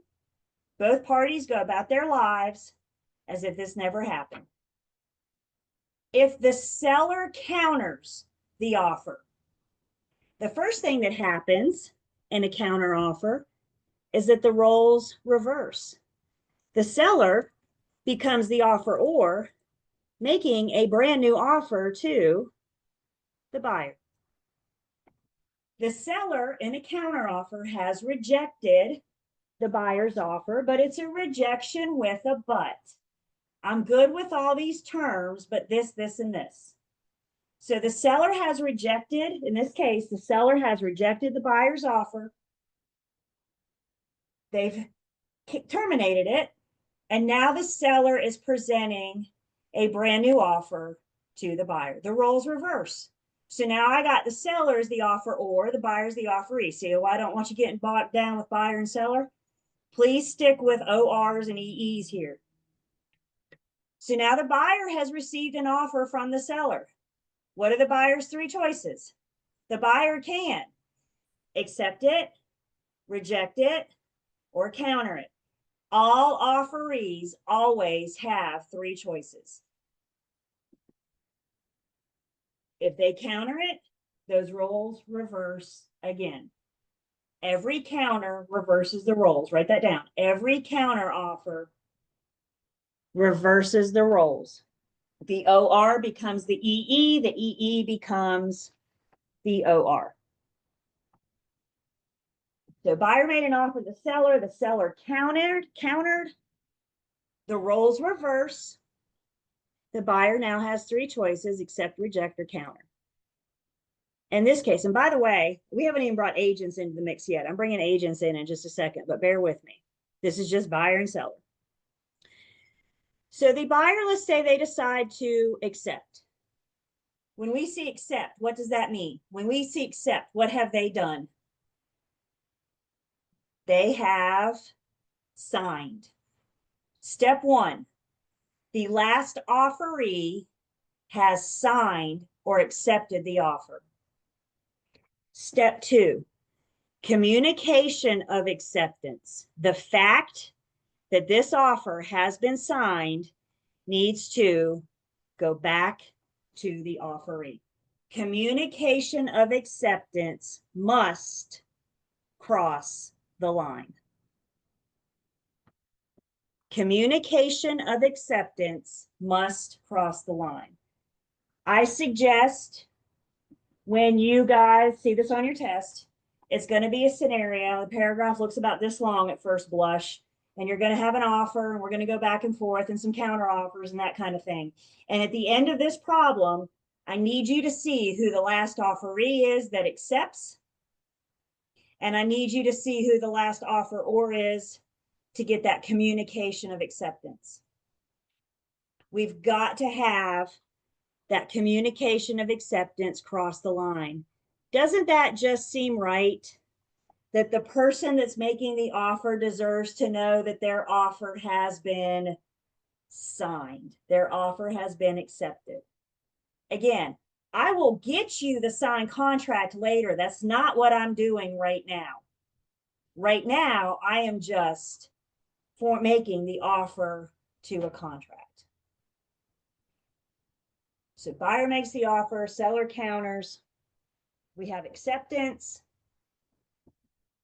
And then that communication of acceptance has to cross the line and go back to the offeror. Questions? Yeah, Brittany. Is this the same contract every time? Like, are we scratching out this and then sending this back, or are we creating a new offer every time? So in 2025, most of the time this is being negotiated, this is being handled like via text message or email between the agents, which is why I want you to keep your documentation. So typically speaking, what we're going to have is the buyer's agent, communicates the listing agent, listing, back and forth. And then once we have a decision, then the buyer's agent usually will go back and do the how do I say, the agreed upon terms. Now, once upon a time ago, Brittany, for those of you wondering what Brittany's talking about, once upon a time ago, we did all this on paper. And anytime we countered, we'd have to have the parties make the change, date and initial the change, right? No, not this purchase price. I'm going to cross that out for this purchase price. Technology has replaced a lot of what we do with paper. I mean, many transactions, you never even touch a piece of paper today. And because of technology, because of our paperless transactions, it's even more important that we keep that documentation, the text messages, the emails, whatever you have with the agent. I don't know, I may not be a favorite, but if you call me and say, my guys are good with this terms, but they want to renegotiate the purchase price, I'm going to tell you I need a text message from you. Because if I have something verbal from you, what do I have? Absolutely nothing. So I need the equivalent of crossing it out, writing in the new purchase price. And if that's does that make sense? So, and a lot of agents say, oh, well, I don't have time. But well, make the time, right? I hate to say it, you guys, but when it comes to forming contracts with our buyers and sellers, we need to be prompt in our communication. I don't know about you guys, But I would have a really hard time sleeping tonight if I know my buyer lost out on their dream house because I didn't respond to a text. How about you guys? How would you feel about that? Your seller lost out on their buyer because you were too busy and you didn't get a chance and you'll get back to him when you can. I'd have a hard time sleeping tonight. I don't know about you guys. Does that make sense? So communication is important, blah, blah, blah. We don't need to go over that. But when we're negotiating an offer, when we're forming a contract, communication is very important. And I need you guys to have that documented. I need you to have that. So yeah, when the other agent calls you and says, we want to close on this date, awesome. Send me a quick text. You with me? Just so we have that documentation. Other questions? Okay, so for example, like, we have, rejected as one of our three. So what if, the buyer's coming at me with the offerer is coming at me with me and my offeree, a price, and we reject it instantly, right? Can they come back, or is it once it's rejected, we no longer can deal with That's a great question, Brittany. So once it's rejected, it's dead on the table. However, the offeror could present a brand new offer. So could you come back with it? Yes, but it's not the same offer. So it's a rejection. Now, we know they said no to this. So maybe they really, really want this house. And I think where that comes in, Brittany, is like a low ball offer. You know what I'm saying? Like I got it listed for 200 and I get an offer for 125. My sellers are going to say, yeah. I mean, I always encourage a counter because, what's it hurt? You bring me 125, I'm going to encourage my guys to counter at 198. That shows that we're solid at this price and they can do what they want to. But some sellers are insulted when they get a low offer. Some sellers are just downright insulted, and their reaction may be, I've heard some colorful language with this, but their reaction may just be, no. Let's just sum that up. So if they reject it, then the other buyer may say, okay, 125 was insulting, so let me try 165. Now they're presenting a brand new offer. Okay. And when it comes down to, like you said, telling my client to counter, so do you run into an issue, say, this person is coming with me and we'll say 198, right? Say I'll go, okay, I countered them with 198, but really I was looking for 215. You know what I mean? But I was trying to negotiate with them. And you better not say 198. Right. That's what I was going to say. So yeah, so when you say it, it's because that's actually your bottom line number that you want, and not because once they come back with it and go, yeah, okay, we accept. The seller's starting here, the buyer's here, and our job is to get them closer together. So if anybody wants to go the opposite way, then that could not play out in their favor. Right, because there can be but there would never be another offer that's in the mix of it that would null and void it, because we're only dealing with one offer at a time. That's right. That's right. And to your, rejection or a counter offer kills it, but that doesn't mean you can't present, sometimes sellers, I had this case, sellers rejected. And I was like, really? This isn't bad. We can make this happen. And they're like, no, we're done. We're not. Because we've had a couple counters, we were getting closer, but it wasn't happening fast enough for them. So they rejected. I said, all right, y'all are the boss. We all went to bed that night. Guess what? I woke up the next morning to a call from my seller saying, we've had a change of heart. We want to accept that last offer. Big deep breath, smile sweetly. Remember last night when you rejected that offer? Now, what did I do? I had my sellers present a brand new offer with those terms the next day. I called the buyer's agent and I said, haha, just kidding. We're bringing you an offer right now. My guys are signing. You with me? We can't go back, but we can present a brand new offer with those different terms. I got them. But now as a seller in that position, like now I'm at their whim. I'm at the buyer's whim, because now they can be like, well, no, because you were rude, I don't want to take it. Now they can just move on. Now we're screwed.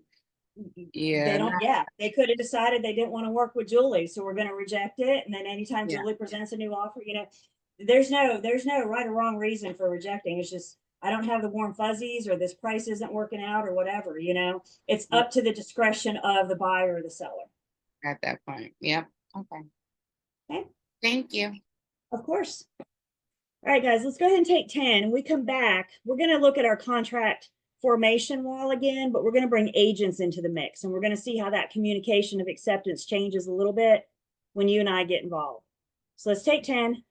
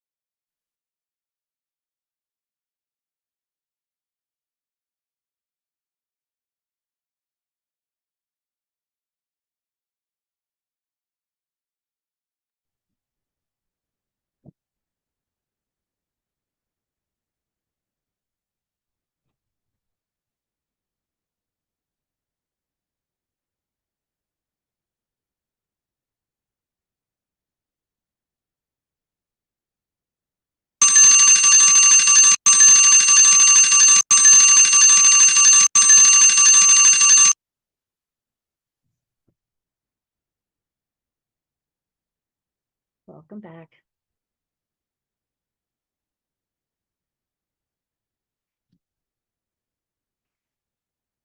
The cameras are on. I am taking attendance. So we looked at our contract formation wall as if there were no agents, brokers involved. So let's bring brokers into the mix and talk about how that changes things. And when it comes to the broker's role, once a broker is involved, communicating to either party's agent is the same as communicating directly to that party. So if you communicate with me and say, my guys have signed, we're getting ready to see, you know, when the listing agent communicates to the buyer's agent, my guys have signed, congratulations, folks, we are under contract. I need two things, acceptance and communication of acceptance. And once the agent or the firm has been notified of acceptance, then we have communication of acceptance, because when it comes to contract formation, communicating to either party's agent is the same as talking directly to them. So let's go through our scenario again, now that we have agents in the mix. So you are the buyer's agent. We're going to call you the buyer's agent. Thank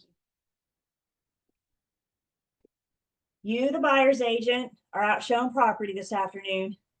You have 3 properties to show your buyer. And on the third one, they walk in the front door and they go, oh my gosh, this is it. This is the one I've been looking for. Do your little mini celebration, because yay, we found the one, right? We're going to get with our buyer. We're going to go over the terms. What do you want for purchase price? We got fees and deposits that we're getting ready to talk about. Dates, you know, do you want to ask the seller for concessions or a home warranty? There's a whole laundry list of things in the contract that we're going to go through with our buyer. We complete their offer together. Makes sense, right? So we're going to go through the terms of the offer with our buyer. Once we have all the blanks filled in, we have our buyer sign the offer, and then the buyer's agent is going to deliver the offer to the listing agent. It's the agents communicating amongst each other. We don't have the agent calling seller unless it's a FSBO. We don't have listing agent calling a buyer unless they're unrepresented. So these scenarios we're going through are assuming that both parties have exclusive representation. So you, the buyer's agent, present the offer to the listing agent. The listing agent will call their seller and say, we have an offer on the table. Here are the terms. You have 3 choices. You can accept, reject, or counter. The seller says, well, I think I want to counter. Okay. The seller's counter offer reverses the roles. The seller becomes the offeror, the buyer becomes the offeree. So the listing agent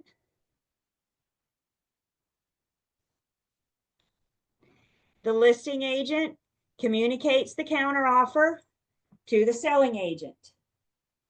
The selling agent goes to their buyer and says, we have a counter. They're good with all the terms, but this and this. Then I'm going to tell my buyer, as the offeree, you have 3 choices. You can accept, reject, or counter. Sweet dreams tonight, right? So we have those 3 choices. If we accept, we agree to the terms. If we reject, it's dead on the table. Maybe they want to counter again. Again, there is no end to the counter offer. So you see, we're going back and forth, but as you can see here, it's the agents going back and forth between each other. I'm talking to my client, and I'm also talking to the other agent, to the other broker. So we have this counter offer. And now I need 2 things. I need acceptance and I need communication of acceptance.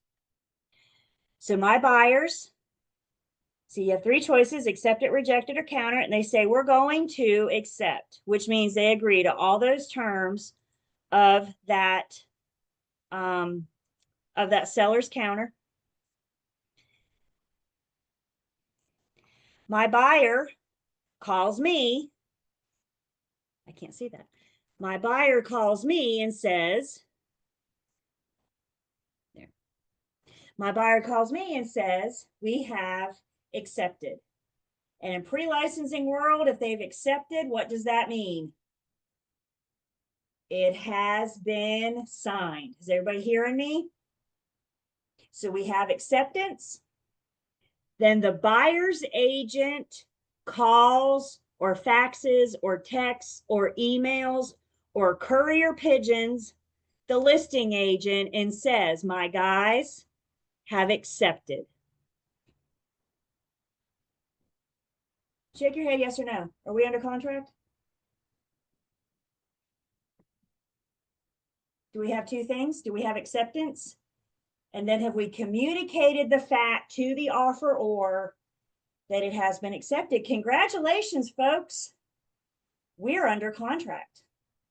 As the listing agent, what's the next thing you want to do? As the listing agent,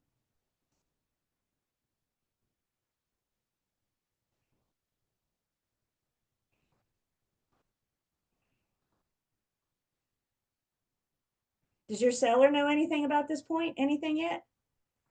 As the listing agent, the next thing we want to do is call our seller and tell them the good news. But guys, this phone call isn't, are you sure you still want it? This phone call is, congratulations, seller. You are legally bound to sell your home to this buyer for those terms that we agreed on. Once the communication of acceptance crosses the line, and communicating to the agent is the same as communicating to the principal. So once the other agent calls you and says, my guys have accepted, congratulations. Remember, we're communicating the fact that it has been signed. Remember earlier when we talked about the importance of communication? Could you imagine a buyer's agent? I'm a buyer's agent now. And my guys call me and say, we've accepted. And I say, great, sounds good. But I hang up the phone and I go get busy with my day and I'm running around doing things and working with other buyers and I got to pick my kids up and I got to do this and that and everything else. And I don't get that communication to the listing agent right away because I'm like super busy. And in the meantime, a better offer swoops in and the seller takes that because we didn't communicate the fact that our guys have signed. Can we hear, again, we got to go to bed that night and sleep knowing that my actions cost my buyer their home, or may I say my lack of actions. Seriously, you guys, how long, if you're driving, pull over, shoot a text that says, my guys have signed, I will send you the contract later this afternoon. How long did it take you to do that? Are you busy? Yes, everybody's busy. Guess what? So is everybody else. And when you agree to work with these buyers and sellers, we agree to effectively get them under contract. And how we do that is we've got to communicate promptly. Don't wait, you could cost them the deal. So the importance of communication is my little soapbox for the day. Yes, ma'am, Chantel. So say for example, you're with the buyer and the buyer is sending the seller the contract. Do the seller needs to send it back to the buyer after it's signed? Eventually I got to get, so once we have agreement, then I'm going to have the buyer sign it. Then once the seller agrees, then they're going to sign it as well. Okay. So eventually I got to get both parties, but if we're still negotiating, we might just be doing that between the agents. Gotcha. And do the buyer needs to have also a copy of it too, just in case, something happens, right? Absolutely. Because I have to deliver all instruments and the contract and all the versions in between. Absolutely. So once we have it signed, once we have it executed, then I have 3 days to deliver that signed copy to my client. Congratulations, you're under contract. Attached is your contract. I'll be in touch first thing in the morning about the next steps, right? then I have delivered the instrument, and they, of course, I'm communicating, hopefully I'm communicating with them as well.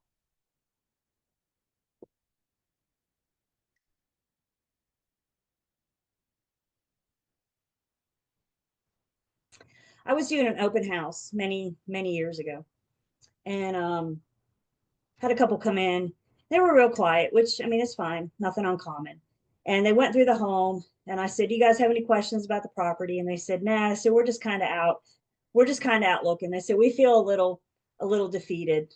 Said we were under contract, but the seller backed out, so now we're having to start from scratch all over. And I said, "Oh, I'm really sorry to hear that." And they said, the seller verbally accepted our offer, but before they could sign, another offer came in that they accepted. And then they said something that I will never forget. Then they said, "We don't play that game." And I thought, well, it's not really a game, is it? It's basic contract formation. And it's a reminder that if you have verbal acceptance, you have absolutely nothing at all. Did everybody just hear me? "I'm going to sign later today" shows good intention, but it doesn't mean anything until it's actually signed. If you got verbal, you got nothing. Again, for our exams, for our purposes, I don't need you guys to question. When you see that word accept, you know that it means that it has been signed. When you come see me in post licensing, I'm going to tell you guys that when they call and say, "My guys have accepted," your knee-jerk reaction is to say, but have they signed? Remember, what we're doing is we're communicating the fact that it has been signed. How we communicate acceptance does not matter. It could be personal delivery. Maybe you deliver it straight to the office. It could be orally. I could call you, or we can mail it, email it, FedEx it, fax it, not FedEx, fax it. Acceptable forms of communication, it doesn't matter as long as the parties agree. I don't have a fax number. So would it be acceptable to try to communicate with me via fax? No. Acceptable forms of communication, and we know acceptable forms of communication because we have these options in our offer, in our contract. They gave this to us in our contract. How we want to be notified, how we want that communication of acceptance. So we'll see that in just a second. Some of you may also want to go old school and communicate acceptance through USPS, FedEx, or UPS. Guys, not everybody has an email address. So keep that in mind. We're working with various people. Sometimes you might still be touching paper. If we're communicating acceptance via the mail, there's something called the mailbox rule. The mailbox rule has been around since the days of the Pony Express, 1800s out west. Probably one of the older rules we still have in this country, and it's still relevant.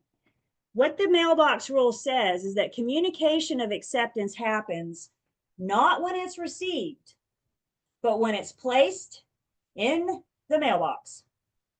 Communication of acceptance, according to the mailbox rule, communication of acceptance happens when it's placed in the mailbox. And again, this could be the post office, FedEx, UPS. The mailbox rule only applies when we're communicating acceptance of an offer. It doesn't apply for terminating a contract. It doesn't apply for delivering fees or deposits. Negotiations, it only applies when we're communicating acceptance. And again, it's our snail mail, our traditional mail. So communication of acceptance happens when the envelope is placed in the mailbox. It doesn't matter that the recipient won't get it for a couple days from now. Everybody with me? In the UETA world, Uniform Electronic Transactions world, communication of acceptance happens when it hits the recipient's inbox, not when it is sent, and not when it is open. But communication of acceptance happens when it is received. That's our electronic.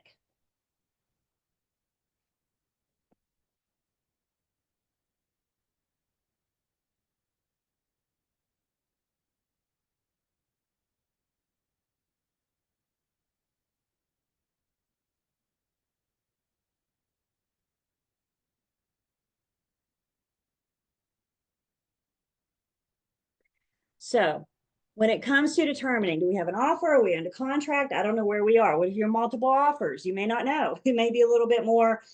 We always need to go back to these two things. Do you have offer and acceptance? Obviously, communication of acceptance.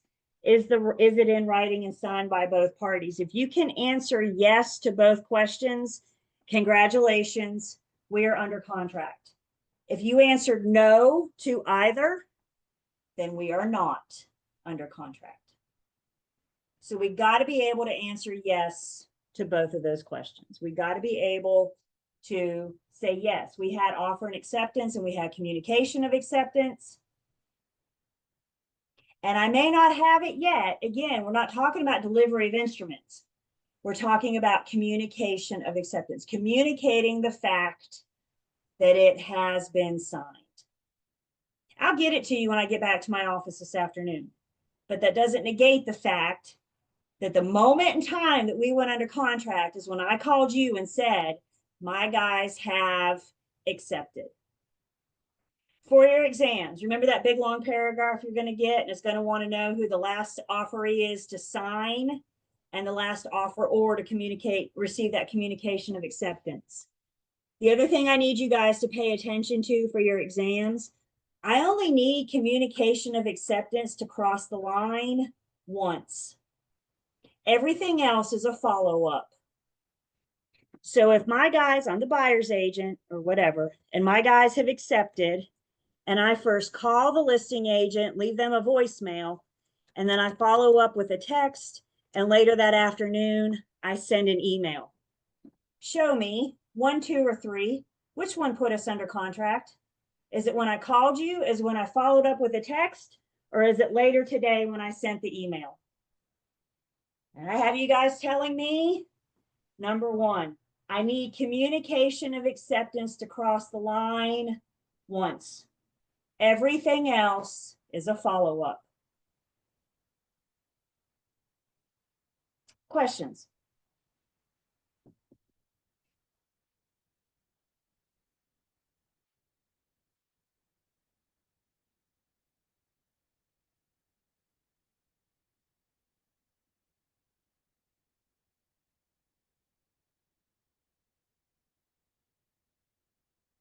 If you guys will turn with me in your books to page 134. And as you can imagine, remember our agency relationship walls, and now we're kind of merging those in with our contract formation wall. So different agency relationships are going to impact different contract formation walls. And you guys have some really good illustrations, some really good examples in your book. Page 134, exclusive agency. This is 2 different firms. And this is the scenario that we've been running. Buyer's broker is with ABC Realty. Seller's broker was with XYZ, and you can see that contract formation wall. Most of your practice questions and most of your exam questions are going to be under the scenario of 2 different firms. Page 134. But I also think we need to look at how those different agency relationships can affect that contract formation wall. So page 135 walks us through a scenario with 1 firm, 1 transaction, 2 clients. 135 is dual agency. Notice those contract formation walls. You now got the firm communicating with both the buyer and the seller. So the buyer makes an offer to the seller accepts. Once they tell any agent in the firm, hasn't communication crossed the line?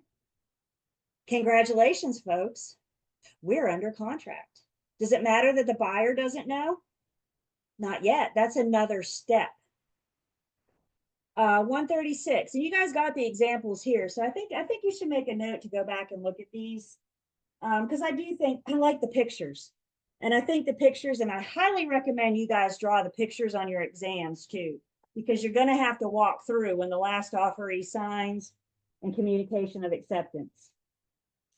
On page 136, we got designated dual agency. So again, I got the firm in between the two, but now I got one agent designated to work exclusively with the buyer, and I got a different agent designated to work exclusively with the seller. So the seller tells their agent, we've accepted. Their agent tells anybody in the firm, and congratulations, folks, we are under contract. And then 137, we have seller sub-agency. You see how the buyer's hanging out all by themselves with no representation. They chose to go it alone. Seller tells their agent, then the seller's agent has to tell the seller sub-agent, still not under contract, are we? Is that communication cross the line? So now we still need the seller sub-agent to cross the line and communicate with the buyer. Again, different agency relationships can have different impacts on when that magic moment is, when we go from having an offer to a contract. I feel quite confident that for your exams, it's going to be the exclusive agency, the one on page 134, which is the scenario that we have been running, the examples that we've been given. But I don't think it's a bad idea to understand. I think that better helps us understand agency as well, studying how those different agency relationships can affect those different contract formations. So I really encourage you, and again, you can see those examples spelled out, but pages 134 to 137 gives us some ideas of how those different agency relationships can impact contract formation.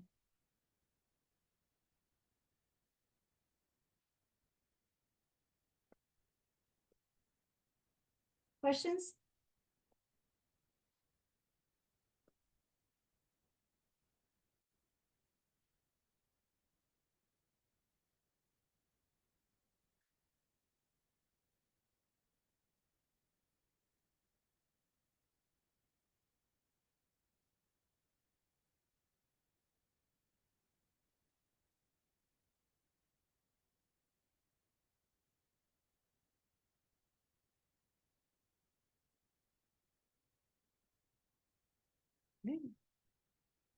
Here it is. Up next, we're going to look at the standard form 2T offer to purchase and contract. You do not need to know the numbers. All you need to know is that there are different sales contracts. The one we're looking at, 2T, is specific to resale residential, probably the one that we use the most.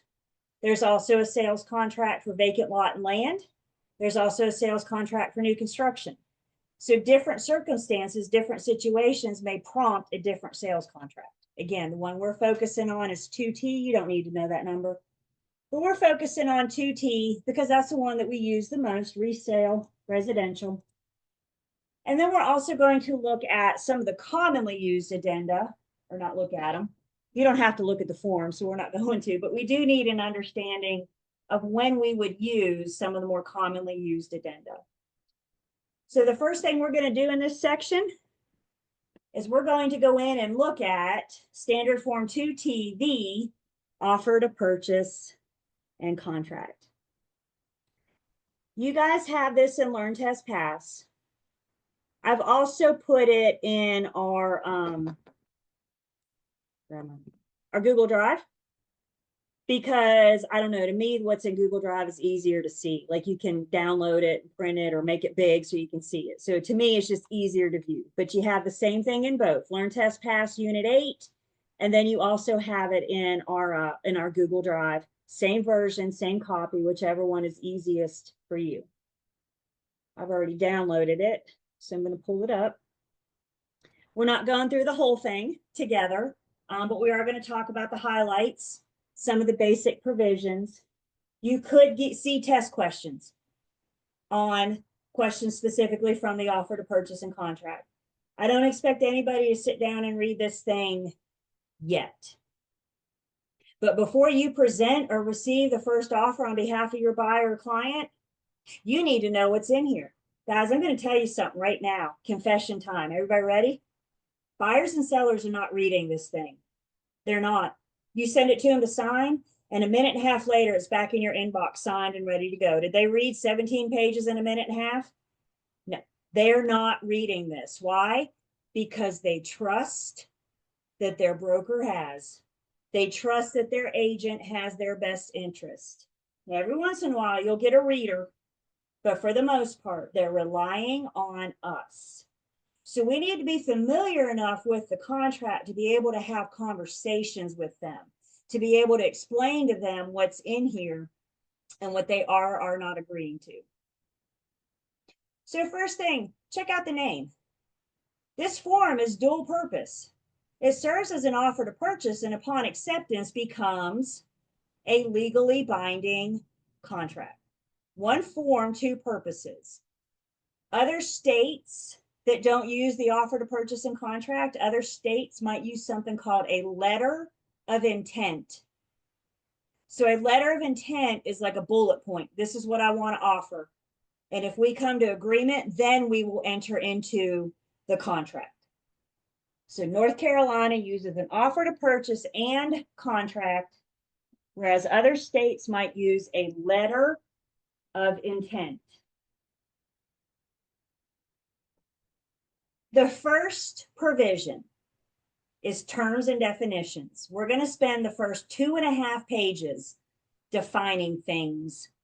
We're going to talk about various terms and definitions that can be found in the contract.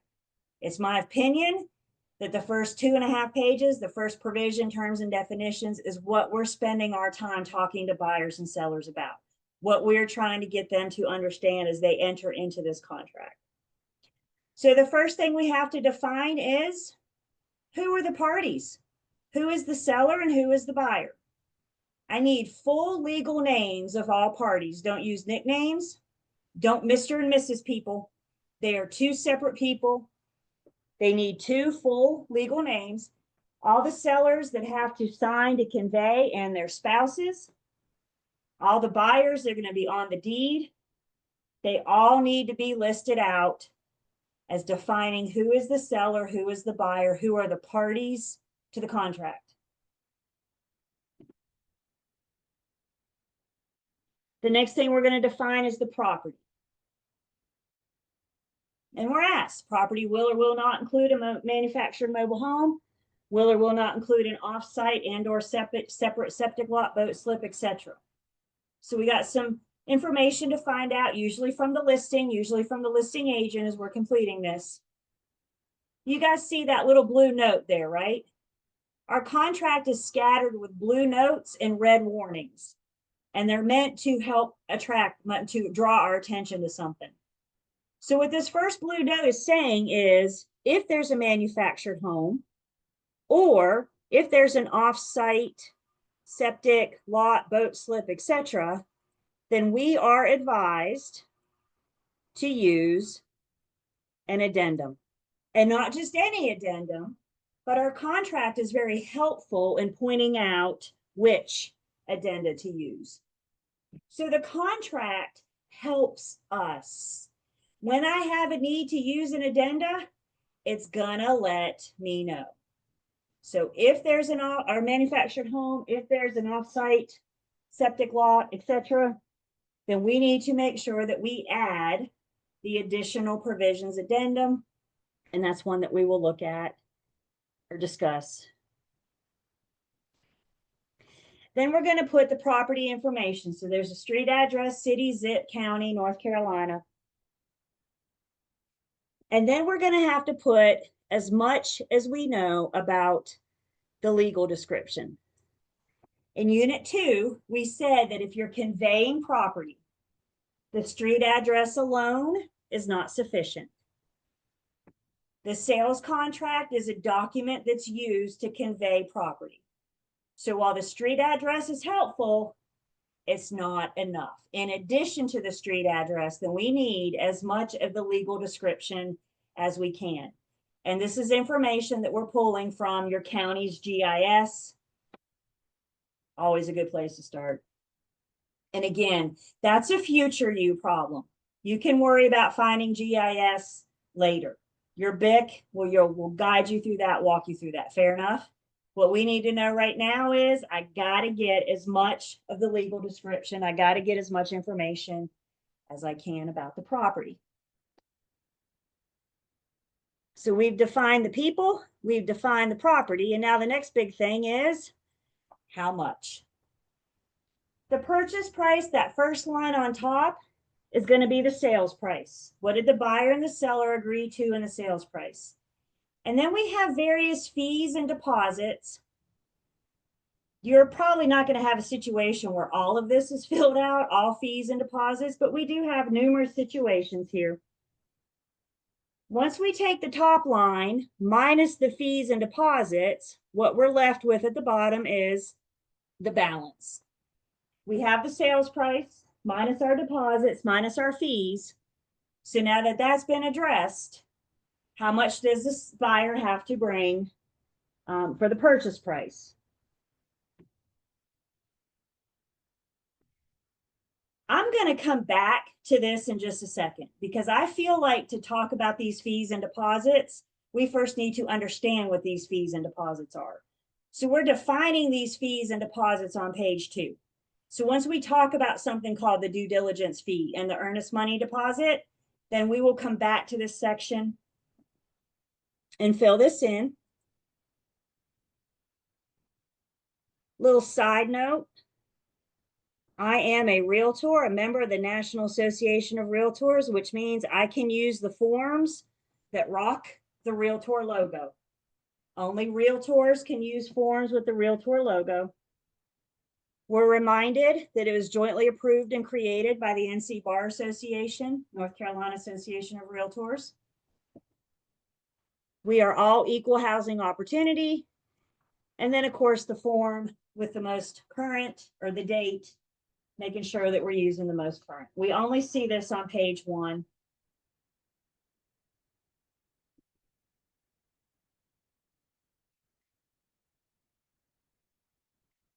So let's start with defining the earnest money deposit. The initial earnest money deposit, the additional earnest money deposit, and any other earnest monies paid, all are going to be referred to as the earnest money deposit, shall be deposited and promptly held in an escrow by an escrow agent. The earnest money deposit will be credited to the buyer at closing or dispersed as required by this contract. When we go under contract, most of the time, buyer and seller will negotiate and agree to an amount of earnest money. The earnest money is a completely negotiable amount. There is no formula, there is no set, this is how much you should offer. The point of the earnest money is to show the seller that this is a serious buyer. They're just not out there kicking tires. They are genuinely interested in your home. Put your seller hat on for a second. You got to live somewhere else, don't you?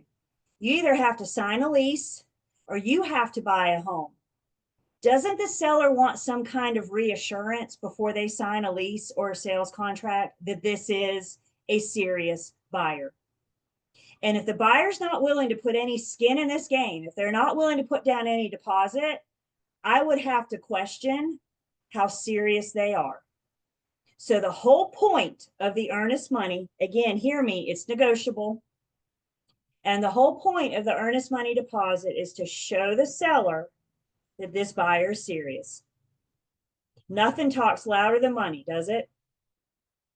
And so in this multiple offer world we're coming out of, I was seeing 4-digit, 5-digit. I heard of a 6-digit earnest money deposit. That's a pretty daggum serious buyer right there. Earnest money deposits and the fee that we have, buyers were using as leverage to win their offer out over the other 40 some that were on the table. So the whole point of the earnest money deposit is for the buyer to show the seller that they are serious. The earnest money is going to be held in escrow by an escrow agent, and the escrow agent is defined here. Some real estate firms have a trust account or an escrow account. Many do not. So if the real estate firm does not have a trust account, then our closing attorney can act as the escrow agent. Our closing attorney has to have a trust account. That's how they pay everybody at the end, once it's closed. So if you affiliate with a firm that doesn't have a trust account, great. Then we can use the closing attorney. They can act as the escrow agent. And all we're saying here is this is the, let's call them the impartial third party that's going to hold this earnest money on behalf of both parties. We're going to learn in just a bit. Now, it says right here, the earnest money deposit will be a credit to the buyer at closing, credited to the buyer at closing, or dispersed as required by this contract. So now the question is, what happens if we don't make it to closing? What happens if we terminate? And we're going to talk in just a minute about how that affects the earnest money. The answer to that is, it depends. So we're going to talk a little bit more about that in just a second. We're just defining things.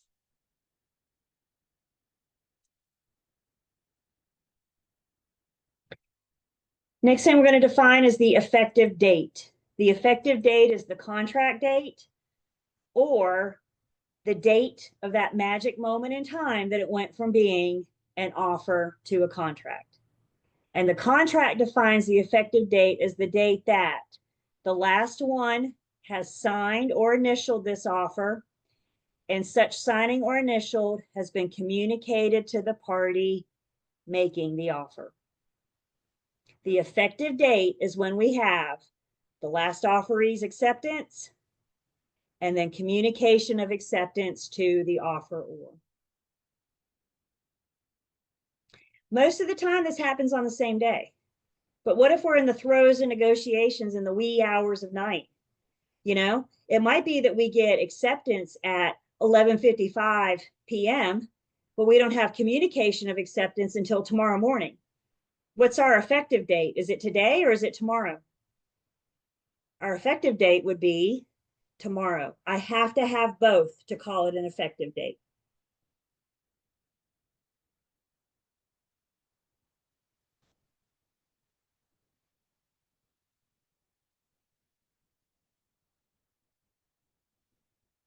Then I got to define something called due diligence fee, and down here is due diligence period.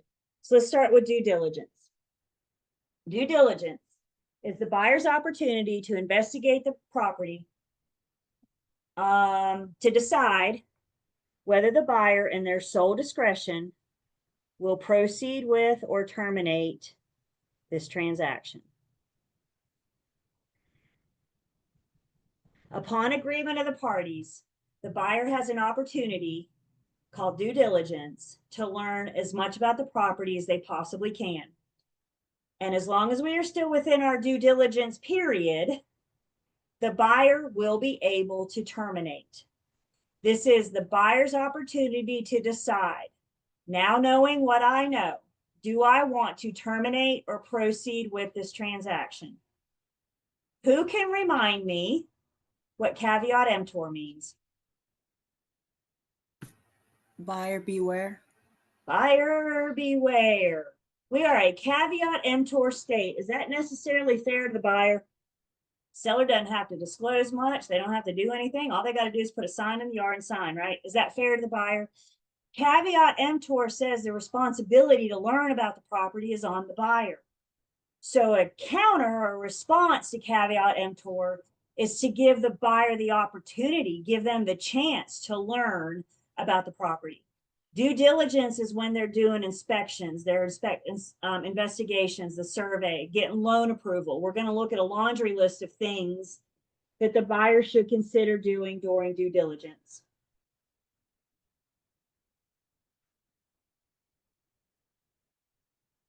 It's not necessarily fair for the buyer to have a free look, is it? So the buyer doesn't get a free look. To get this time, the buyer has to pay a due diligence fee.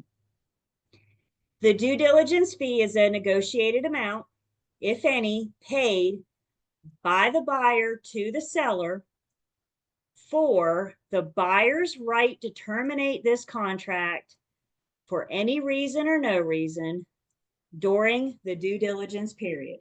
Let's say that again.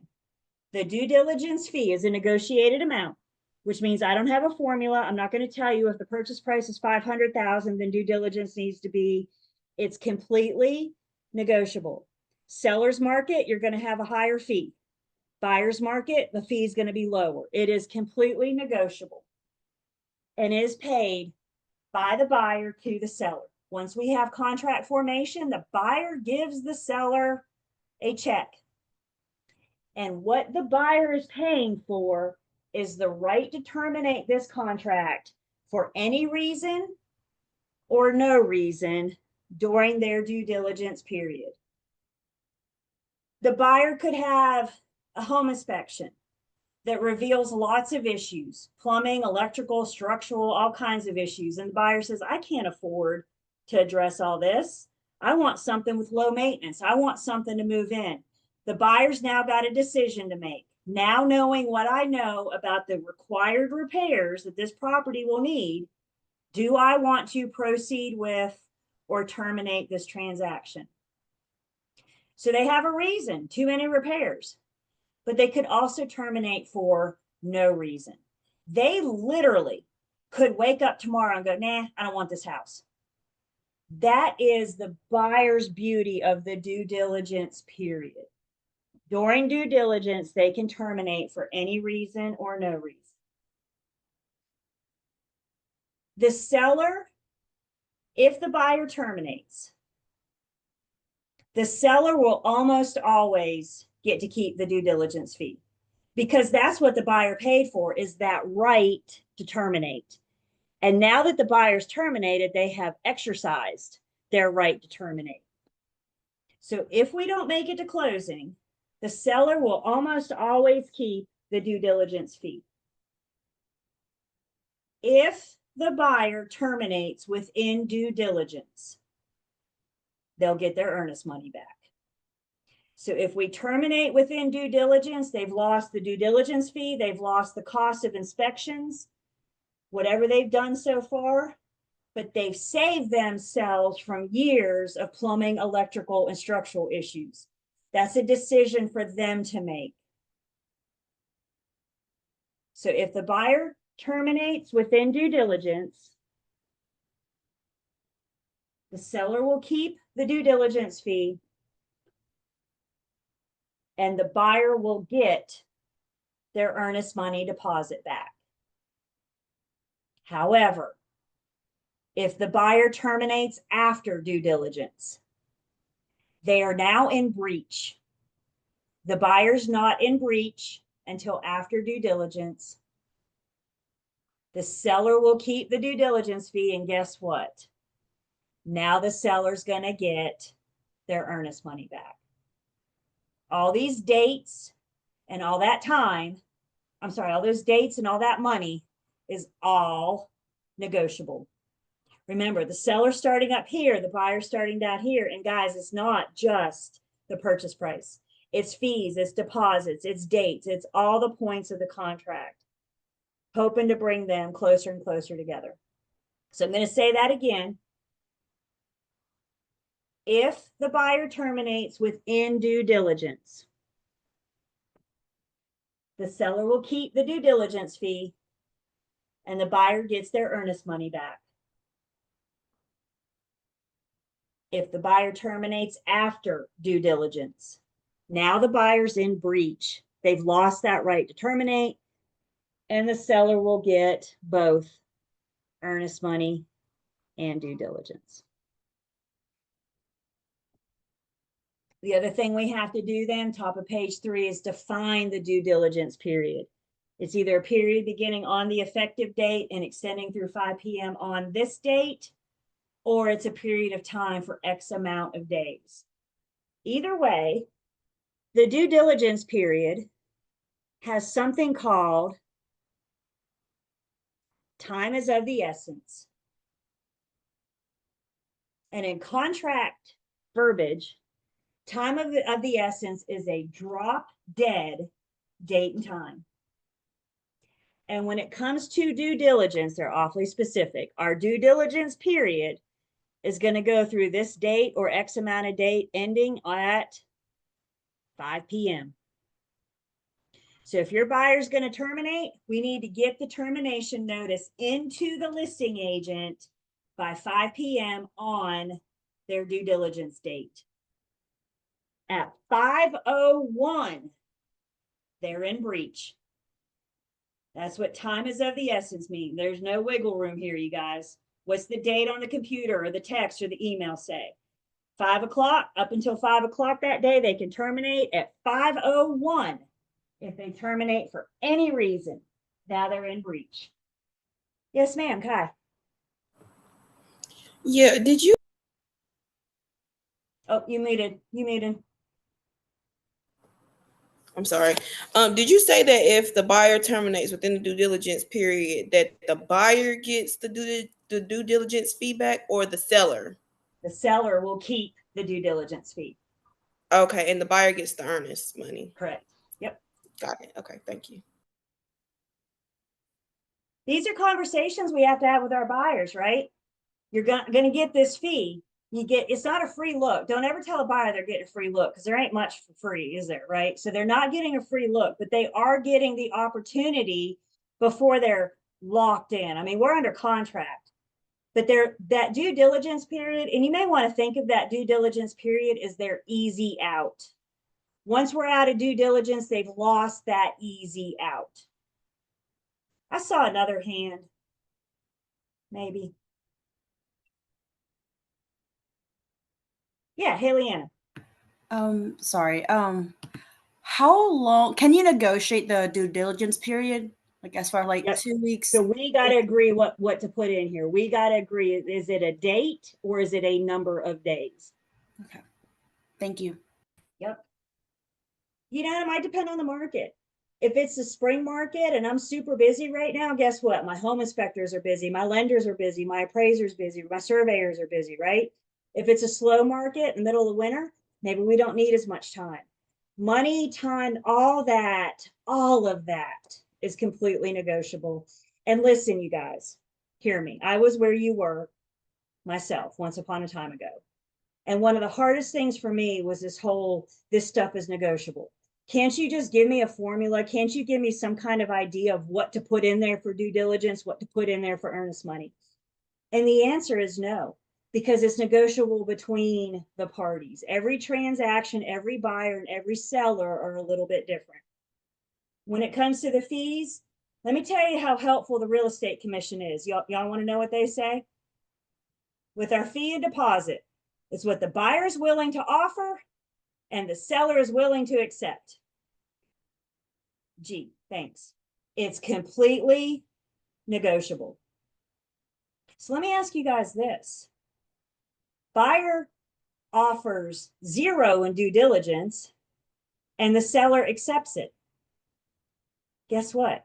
A legally binding contract has been formed with how much of due diligence? 0. 0 is a number. 0 is a number. So now that we know all that, we're going to take a break. When we come back, we're going to figure out this purchase price piece up here. Question before break? Did I see? Yeah, I have a question. Is there like a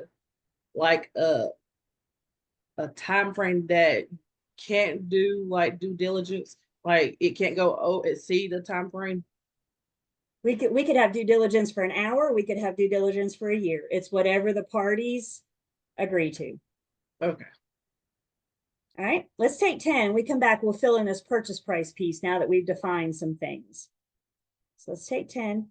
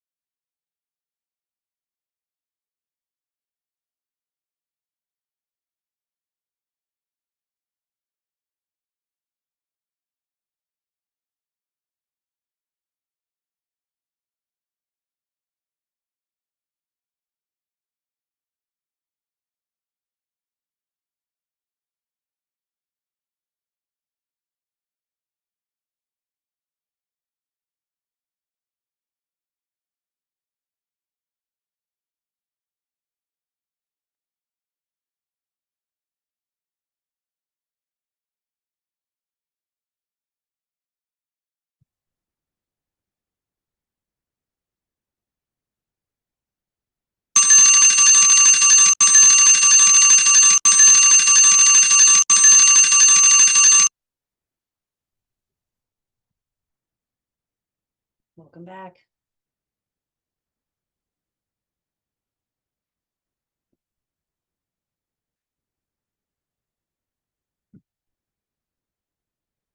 Back, I am taking attendance.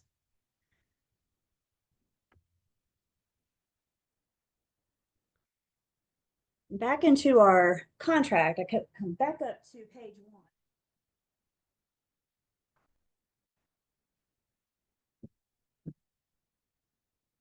And now that we have a better idea, we're going to look at how this purchase price is defined. So again, the first line is the purchase price of the property. What is the buyer willing to pay the seller for their property? And then we got some fees and deposits. So let's say, for example, let's see, I got my due diligence fee. Will you guys write something down for me? This is a question you're going to ask yourself on the regular. This will serve you well in your career. Everybody ready? The question you need to ask yourself is, what does the contract say? Because there's a really good chance when you're faced with the decision of what do I do or what do we do, there's a really good chance that the answer lies within the contract. There's a reason why this thing is 17 pages. It can't cover everything, but it covers a lot. So again, the importance of being familiar with the contract. So we have the due diligence fee made payable and delivered to the seller on the effective date. When is due diligence due? The day we go under contract. Does that say tomorrow or 3-day grace period or you da-da-da? When is the due diligence due? On the effective date. Buyer owes the seller on the effective date. Then we have initial earnest money and additional earnest money. Both serve as earnest money, both negotiable. Initial earnest money is due up front at the time of contract formation, kind of. Initial earnest money is payable and delivered to the escrow agent within 5 days of the effective date.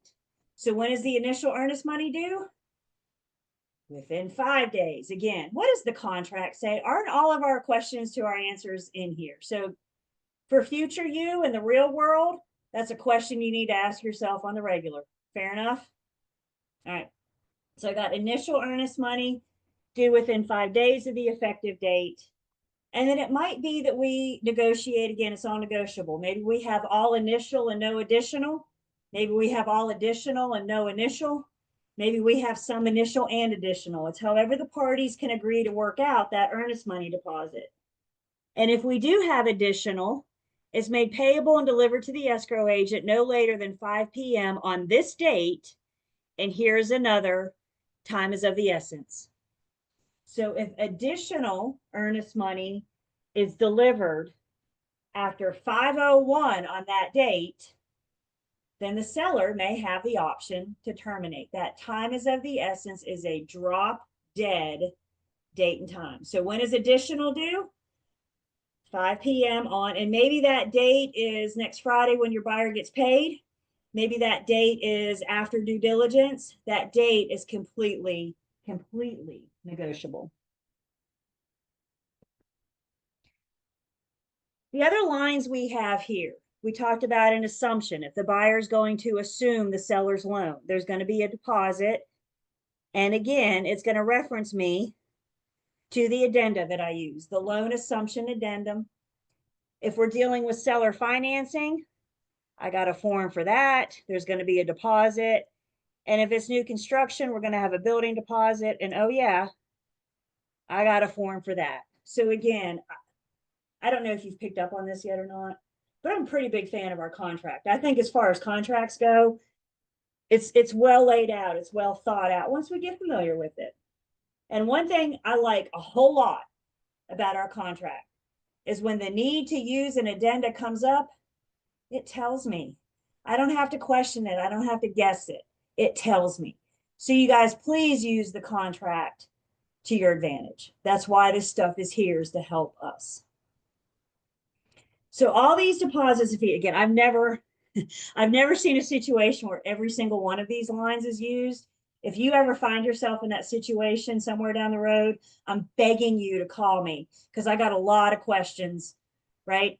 Please, I got a lot of questions. So usually what we're dealing with is the due diligence and the earnest money, possibly new construction, but we might see more seller financing or loan assumption. So let's say, for example, buyer and seller agree that the purchase price is 100,000, and I'm just making numbers up. So we have a purchase price of 100,000. Let's say we've agreed to 500 in due diligence and 1,000 in earnest money, and nothing else in this situation is going to apply.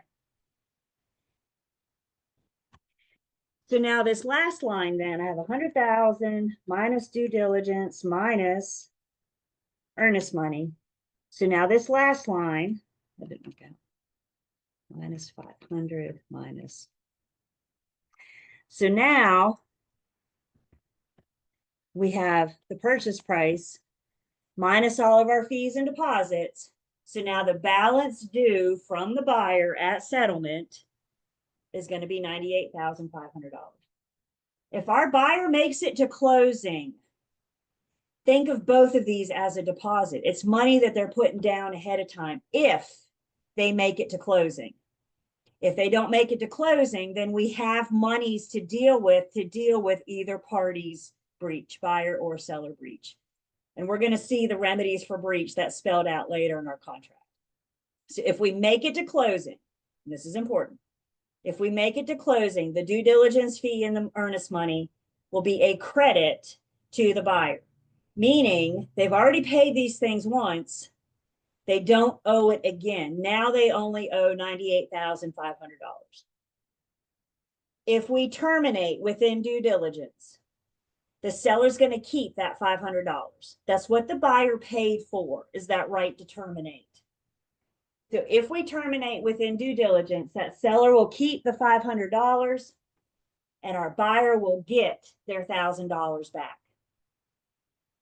Earnest money.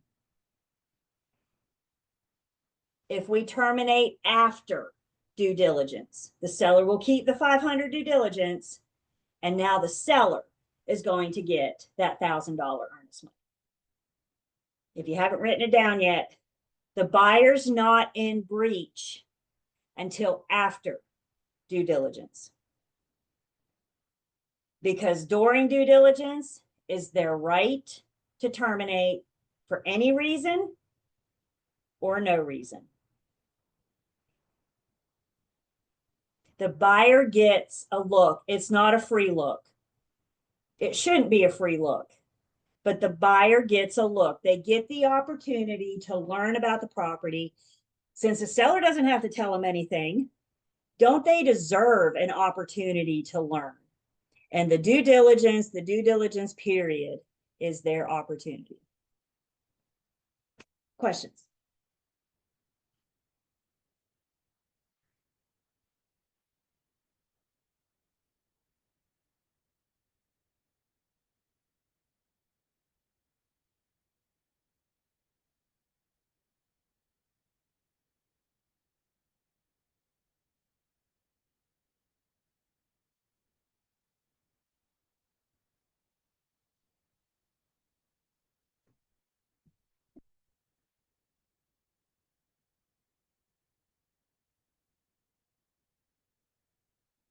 Sometimes the earnest money or the due diligence are late.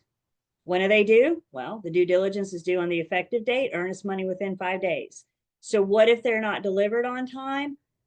Or even more interesting, sometimes those checks bounce. Isn't that fun?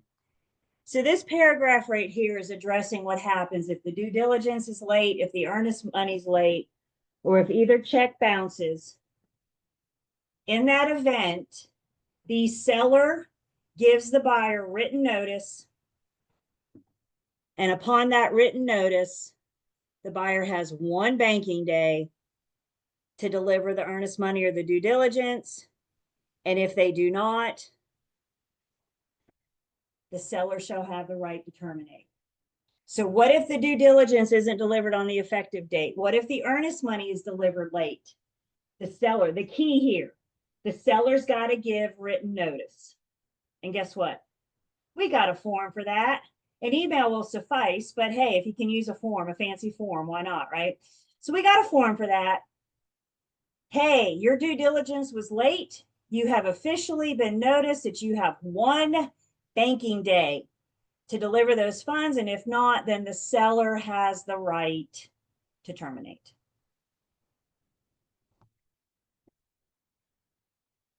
Questions?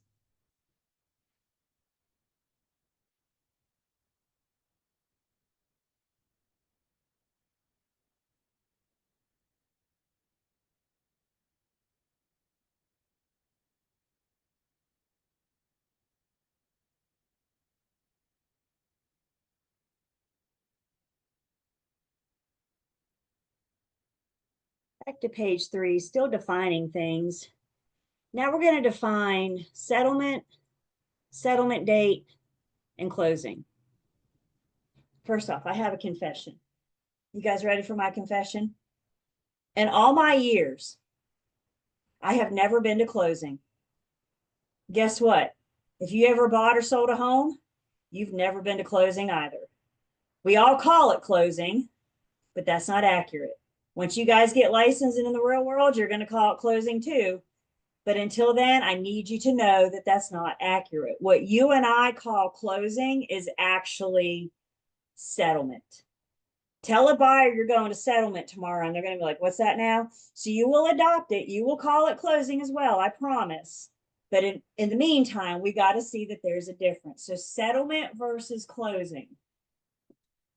Settlement is defined as the proper execution and delivery to the closing attorney of all documents necessary to complete the transaction, and the closing attorney's receipt of all funds necessary to complete such transactions. So settlement is when buyers and sellers turn in any money that they owe and sign their closing documents. Usually this all happens at the closing attorney's office. So if you've ever bought a home, what you attended with your agent was settlement. We have to agree on a settlement date. The settlement date is not going to be the same date as due diligence. It's usually a couple weeks or, however long in between, but we're not going to have a settlement date on the due diligence. It's whatever the parties agree to. Delays in settlement just happen. They just happen. There's so many reasons it could cause delays in settlement. New construction, we don't have loan approval. What was it? I guess it was Helene. I was trying to think of the last major. I think it was Helene.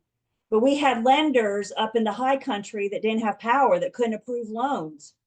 So if they can't approve loans, then we have to delay settlement.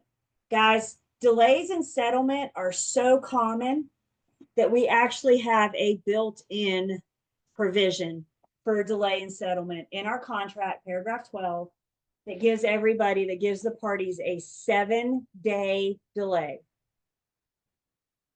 Everybody's working really hard for that settlement date, but we need to be prepared for delays. I always told my buyers and sellers to have a plan B. I'm going to do everything in my power to get us closed on settlement date. But if anything happens, I need you to have a plan B. I don't want anybody sleeping in the U-Haul truck tonight. So always have them have a plan B. So we're agreeing to the date and settlement that we're all shooting for. That's when we all attend the attorney's office with our buyers and sellers. Everybody signs, everybody brings their money. We all leave settlement, and then the attorney proceeds with closing. And closing is defined as the completion of the legal process. What's the legal process tell us? Is that my job to complete the legal process? No, this is the attorney finishing it up. So closing is the completion of the legal process that includes in the following steps. Step 1, settlement. Step 2, the completion of satisfactory title update. Step 3 is the attorney's receipt and authorization to disperse all funds.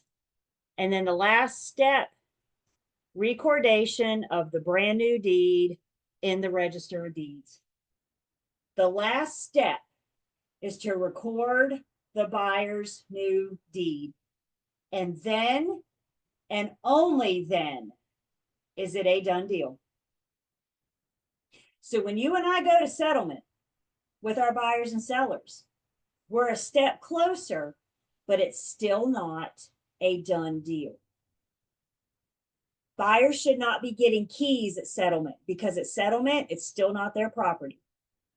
You and I aren't going to get paid at settlement, because at settlement, the deed hasn't changed hands. So the attorney does their thing. We're going to talk about the title update, more of the attorney's process. That's Unit 10. But the attorney does their thing. And then the very last act is they're going to record the buyers. I can't call them the buyer at this point, can I? They're going to record. Right now, they're the buyer. A minute and a half from now, they are the new owner. That new deed is recorded and it's a done deal.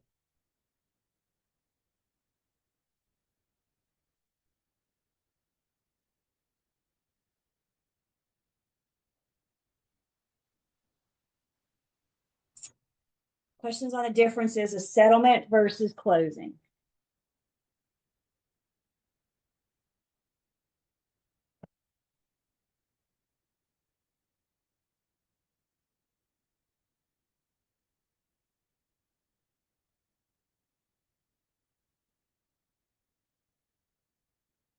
Again, everybody's trying for settlement and closing to happen on the same day. Most attorneys aren't scheduling settlement after like 3 p.m. because that gives them time to do what they got to do and hit that record button by 5. Our counties do e-recording now, and the attorney's got to wait from confirmation from the Register of Deeds. And let me tell y'all something. The Register of Deeds closes at 5:00 on the dot. They're not going to stay open to 5:01 to record this new deed. Everybody with me? So if the attorney can get everything that they can to the Register of Deeds and get that confirmation, then settlement and closing will happen on the same day. If not, I mean, anything could come up. The attorney could find something in the title update. What if the attorney loses internet or loses power? You can't e-record without internet, right? So lots of things could happen. Everybody's working really hard for settlement and closing to happen on the same day. But in the event anything comes up, please encourage your people to have a plan B.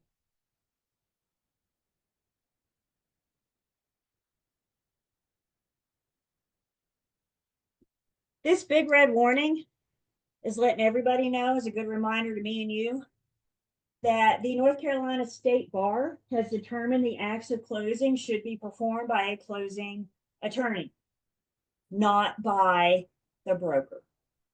So North Carolina is a closing attorney state. Other states might do it differently. Again, we'll look at that when we get to Unit 10. But North Carolina, we are a closing attorney state, which means we use closing attorneys, settlement agents to handle our transactions, handle our closings. Yeah, Britton. I may have missed it, but is that the escrow agent up here? Is that the closing attorney where you have who holds the escrow? Yep. Is that Yep. So if your firm, if you know Julie's real estate shop doesn't have a trust account, then we're going to have the closing attorney also act as the escrow agent. And that way they have everything right there. Yep. One and the same. Yep.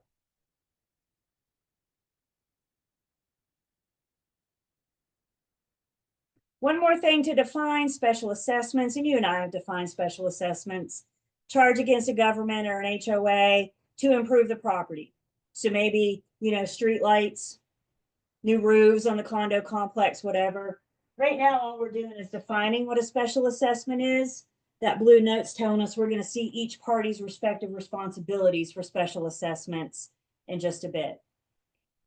You guys, the first 2.5 pages of our contract is where we're spending the most time, because it's, in my opinion, this is the most important, because all we've done is just defined things. So I suggest you spend most of your contract time in this first terms and definitions. And I got some supplements, some handouts, some other things to help, because it's a lot. Everybody look at me. Everybody look at me. You don't have to read this thing all the way through yet. Baby steps. Do you eventually have to read this thing and be familiar to know what's in it? Well, if you want to work with buyers and sellers, you do, but you don't have to read this thing word for word yet. Just be familiar with what's in here. Does everybody hear me? Okay. You will read it. This, you know what we do in post licensing? Word for word. A deep dive on the contract. Couple other provisions to talk about. Then we get into fixtures and exclusions. We talked about fixtures back in Unit 2. You might want a refresher on fixtures. If you're using 2T, if you're using this contract, then these things are considered fixtures. They take the guesswork out of it. Remember, a fixture is meant to stay. So if it's going to go, then we need to make sure that we exclude it here. Other items that do not convey. So we're going to list the fixtures. We're going to look at the fixture list and anything that's permanently attached. And if the seller wants to take anything on that list, then we need to make sure it is excluded from the contract.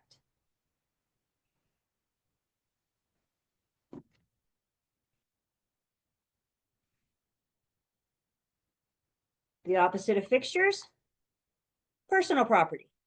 Personal property is meant to go. If the parties agree otherwise, then we need to make sure that it is included in the contract. The final written word of the contract will prevail. So any previous negotiations, if they don't make it into the contract, then it doesn't count. It doesn't matter. So listing agents, any fixtures your sellers want to take, you need to make sure they're in there. Buyer's agents, any personal property that your buyer wants, you need to make sure that it's in there. The final written word of the contract will prevail.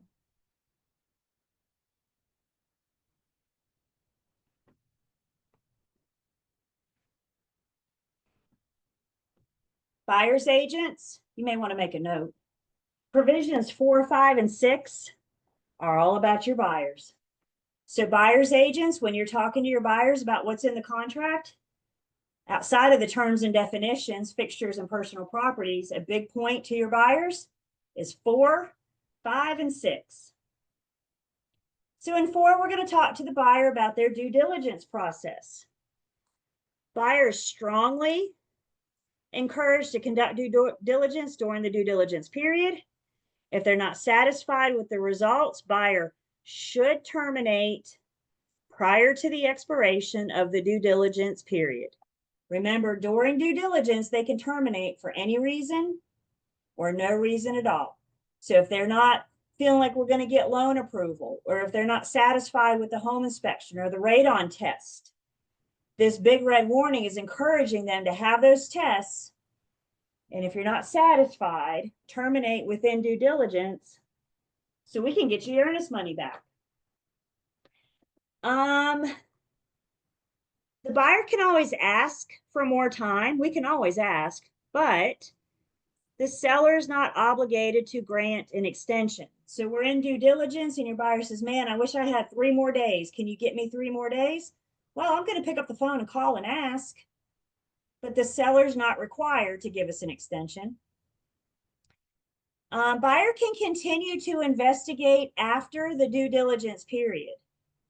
Remember, due diligence is not their right to inspect. Due diligence is their right to terminate. So even after due diligence, they still might be inspecting and investigating. They've just lost their right to terminate. Buyer's failure to deliver a termination notice prior to the expiration of due diligence will constitute a waiver of the buyer the right to terminate. Such on to breach, and we'll see that in future remedies when we talk to breach. But just talking to the buyer about the importance of learning as much as they possibly can about the property while we're still in due diligence, so they can decide, now knowing what I know, do I want to move forward with or terminate this transaction? And then the contract, once again, is very helpful, and it gives us a list of the things that the buyer should consider inspecting during due diligence. So one of the first things we want to do is get as close to loan approval as we can. My contract reminds me that there are no loan or appraisal contingencies. There's nothing built in unless the parties agree to it.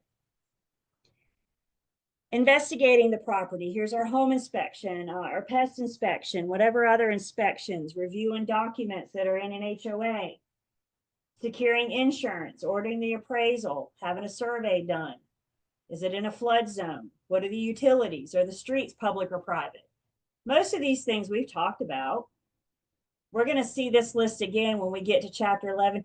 Unit 11, we get to go to closing. Yay, it's one of my favorites.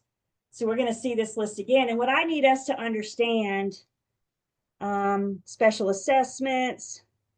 Does the buyer have to sell or lease an existing property? If so, if we don't have a contingency, then they're encouraged to close on that property prior to the end of due diligence. Repairs, I'll talk about that in a second. What I need us to understand is that this list isn't inclusive. So if there's something your buyer wants inspected that's not on this list, our answer is, okie doke, let's get it inspected. Because remember, they're learning about the property. Please don't ever look at your buyer and say, well, it's not on page 5, so we're not doing it. Is everybody with me? This just kind of gives us an idea of where to start.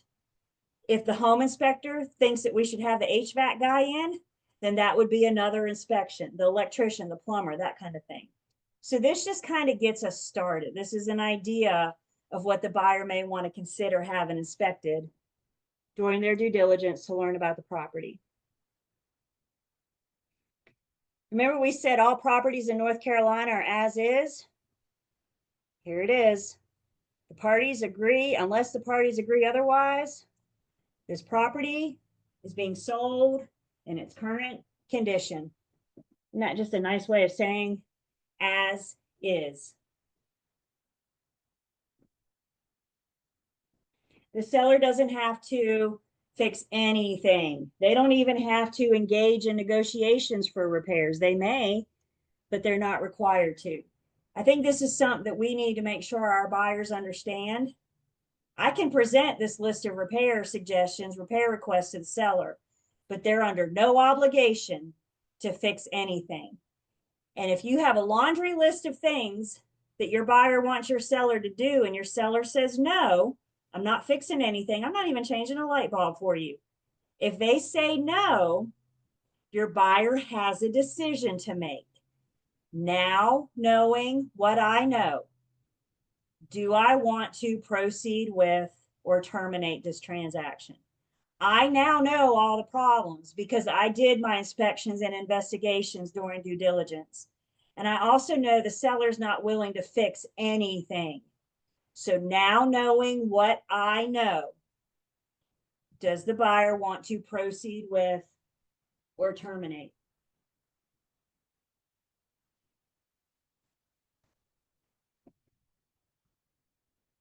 Let's see. Buyer's right to terminate. Provided the buyer has delivered any agreed upon due diligence fee, buyer, here it is again, shall have the right to terminate for any reason or no reason. All they have to do is deliver written notice during due diligence. Time is of the essence. If buyer timely delivers the notice, the contract shall be terminated and the earnest money shall be refunded to the buyer. If the buyer terminates for any reason or no reason during due diligence, the seller will keep the due diligence fee and the buyer will get their earnest money back.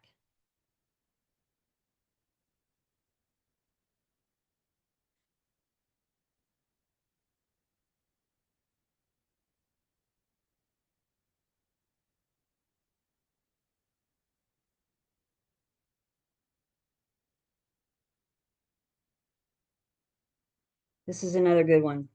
All caps and bold. Closing shall constitute acceptance of the property in its then existing condition unless provisions otherwise made in writing.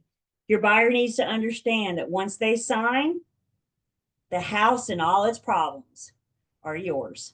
Congratulations, here are the keys.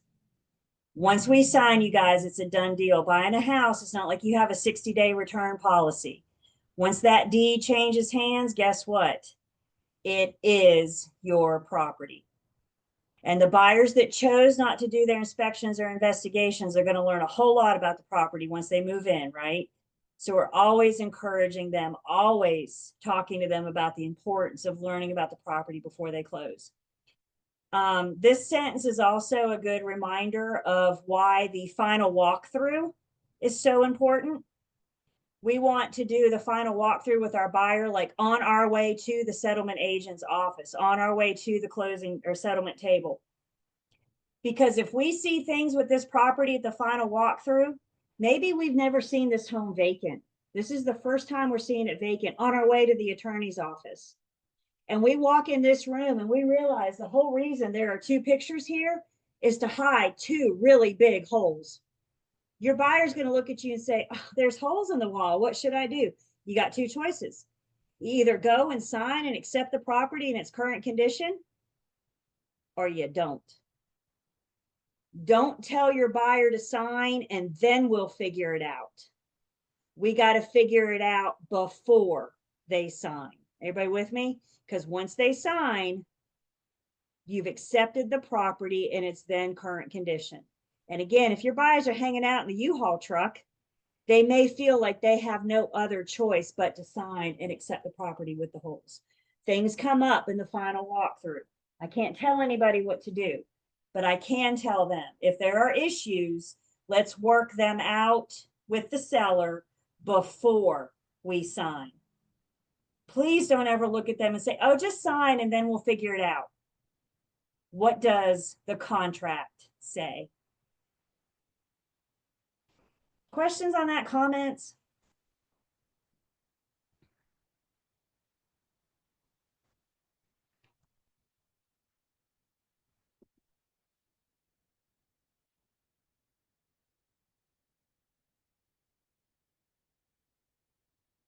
And remember too, we're on our way to an attorney's office. So where it says unless provisions is otherwise made in writing, well, by this point, we're all sitting in front of an attorney going, this is something we came to, can you draft this up for us, right? This is often last minute stuff. But if the buyer says, I'm not signing if these holes don't get fixed, then we got to figure that out with the seller. And like I said, we're on our way to the attorney's office anyway. So there's the good news there. Things do come up. Things come up throughout the entire contract to closing process. Y'all, things have come up before at the settlement table. Hear me when I say it's not a done deal until that deed records.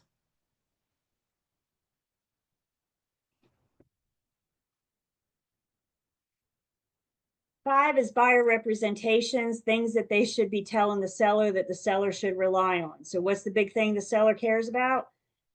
How are you going to buy my home? What's the funds to complete this purchase? So we have the option for the buyer to be a cash buyer, or they're going to get a loan. We're going to disclose the terms of how they're going to purchase the property. They do or do not have another property to sell. I'm not creating a contingency. We're just letting them know. I do or do not. And it even tells us this contract is not conditioned upon the sale or lease of the buyers of the property. If the parties agree to make this a condition, then an appropriate contingency addendum should be drafted by an attorney and added to this contract. I do not have a form for that. So our standard form 2T points it out to us. If we are going to make this contingent on the buyer selling their home, then we need to have an addendum drafted by an attorney.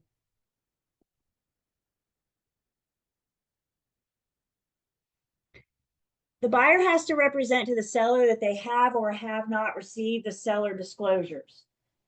So remember our ARPOs and our MOG, and the buyer's got to represent either they have received the ARPOs or the MOG, or the second box on both of these says they have not received In which case, if they have not, then the buyer has the right to terminate, whichever happens first. That's not important. You don't need to know this, but they have the right to terminate. And if they do terminate for failure to receive, then they can terminate without penalty, which means they'll get their earnest money back. And guess what?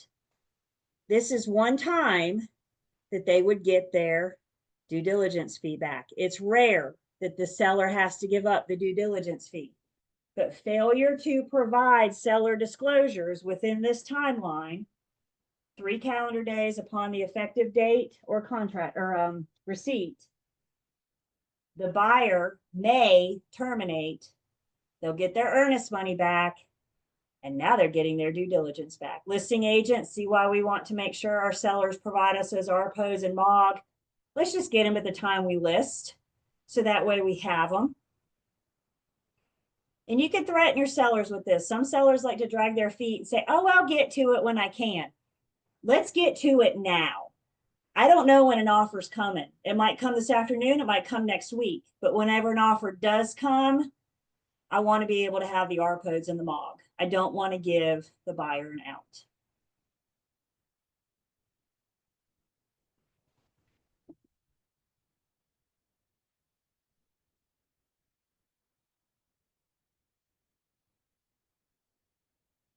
And then buyer obligations.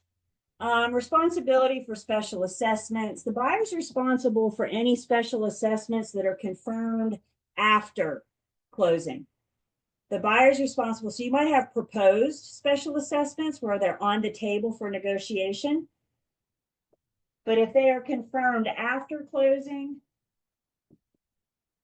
so then when we get to the seller's obligations, we're going to learn that the seller's responsible for anything that's been confirmed prior to closing. I think a good rule of thumb, whomever owns it when it's confirmed, they're the ones that get to pay it. Does that make sense? So whenever the gavel comes down and everybody votes aye, that's who gets to pay it, confirmed. And then this is just going over responsibility for certain costs. We know the buyer's responsible for obtaining their loan, inspections, appraisal, title search, etc. So just things that they're responsible for. 4, 5, and 6 are all about the buyers.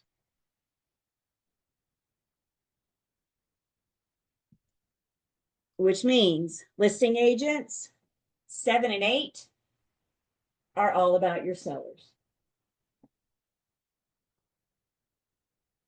So we got our seller representations. They're going to represent how long they've owned the property. We know that from MLS. That information's in there. Lead-based paint on anything built prior to what year? Don't look. Just know anything built prior to. I see Miles move. 1978. And by the way, if it was built prior to 1978, guess what? The contract reminds me that I got an addendum to use. It's very helpful. Oh, and by the way, it gives you the date too. So you only have to know the date to get through pre and post. And then after that, it gives it to you. So that's information you can kind of fall out your head once you get licensed.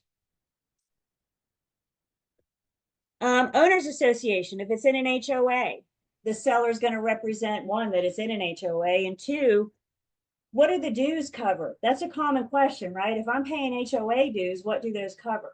So the seller is going to provide the HOA documents, the Owners Association documents, declaration of covenants, bylaws, etc. By the way, this exact same list, well, it used to, but it should also be in our listing agreement. So we can have this conversation with the sellers up front. Look, a good buyer's agent is going to ask for Owners Association information. Let's go ahead and get it together for them. And then the seller is going to represent the dues and how much. Are the dues X amount per month, per quarter, per year? Who is the HOA management company? Again, they're just representing this information to the buyer. Are there any fuel tanks on the property? If so, are they in use or not? Do you own it or lease it? Is it oil or propane? Any tanks included in the sale? and any contents left. So if there's oil left, it's just going to convey. It will just convey whatever's in there. The seller can't go out and strain it, drain it. And then the seller has to represent if the property is subject to any leases. If so, we're going to use that additional provisions addendum for more information about the lease, about the tenant. In North Carolina, if you buy a property with an existing lease, you buy honoring that existing lease. So part of your due diligence would be to review the lease, to review the documents, the information that comes with the tenant, and that's what's covered under additional provisions addendum.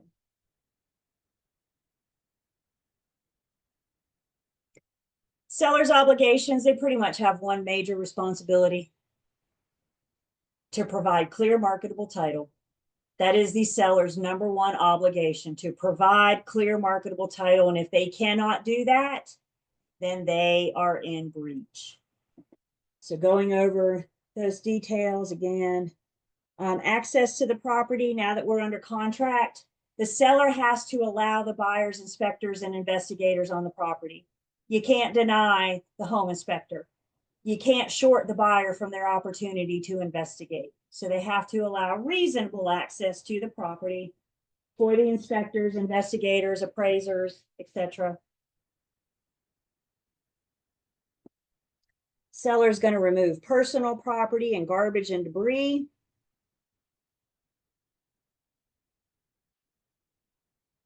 Seller's going to deliver a general warranty deed. We're actually going to talk about that in Unit 10. But they're going to deliver general warranty deed, marketable title, fee simple marketable, free of mechanics liens, lis pendens, judgments, encumbrances, other than those that we have discovered, ad valorem taxes.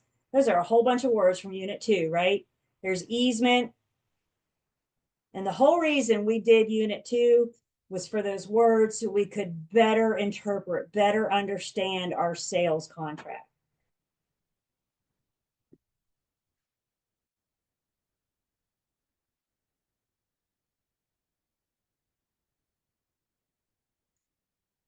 If the seller is going to pay any of the buyer's expenses, we can agree to that there. So seller is going to pay X amount toward any of the buyer's closing costs. Once again, a completely negotiable amount. The buyer may ask for the seller to pay closing costs. The seller has three choices. They can accept it, reject it, or counter it. That's all part of those negotiations, all those points we're working out.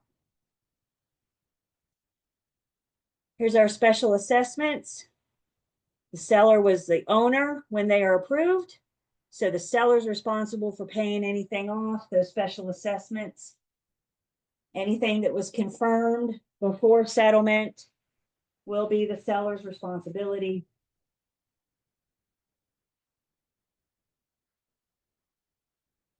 If the seller is delinquent on their taxes, late listing penalties, they'll be responsible for that as part of their proceeds. If the seller agrees to do any repairs, they agree that they should be made in a good and workmanlike manner. Buyer's agents, you may want to put verbiage in there like to be completed by a professional or by a licensed electrician, right? Because everybody's got a hammer and access to YouTube. Does that mean they know what they're doing? No. So we may want to require these things be fixed by the professional. Are we going to have a home warranty? We're negotiating that. Not as important. Owners Association. Prorations. We're going to talk about prorations in Unit 11. Proration is just taking a shared expense and making it fair. If you're buying my house today, neither one of us own the property for the whole year, right? I owned it for 3 months, you own it for 9. Is it fair for either one of us to pay the whole year's property taxes? No. So what we're going to do is make it fair. We're going to prorate it. We may also prorate rent or HOA dues. In Unit 11, we get to pick up our calculators and calculate those prorations. Condition of property, risk of loss. The risk of loss is on the seller through closing. because it is still the seller's property. So the seller needs to keep insurance until that deed has recorded. Sometimes sellers say, well, closing's next week, so I'm going to go ahead and cancel my insurance. We need to highly recommend that they not do that. We cancel insurance today. Doesn't Murphy's Law say the house is going to burn down tomorrow? The buyer doesn't buy yet. Nothing's covered. The seller has nothing. So we need to encourage them. The risk of loss is on the seller. There's our delay in settlement with a 7-day delay built into it. So this paragraph talks about a delaying party and a non-delaying party. Let's say the delaying party is the buyer because we don't have loan approval. That means the seller is the non-delaying party. We don't have loan approval and we're supposed to close today. Can I close today? Not going to happen. The seller, we have a built-in 7-day delay, which means the seller can't terminate within those 7 days. If they do, they suffer the consequences of breach. So if we have a delay because we don't have loan approval, the seller really has no choice but to sit still and be patient for 7 days and hope that we do get loan approval. If on day 8, we still don't have loan approval, then the seller can terminate and the buyer will suffer the consequences of breach. So that 7-day delay means that the non-delaying party, I hate to say that they're stuck, but they're on the hook until for that 7 days. If they terminate, well, it's day 3 and I'm going to terminate, then you're going to suffer the consequences of breach.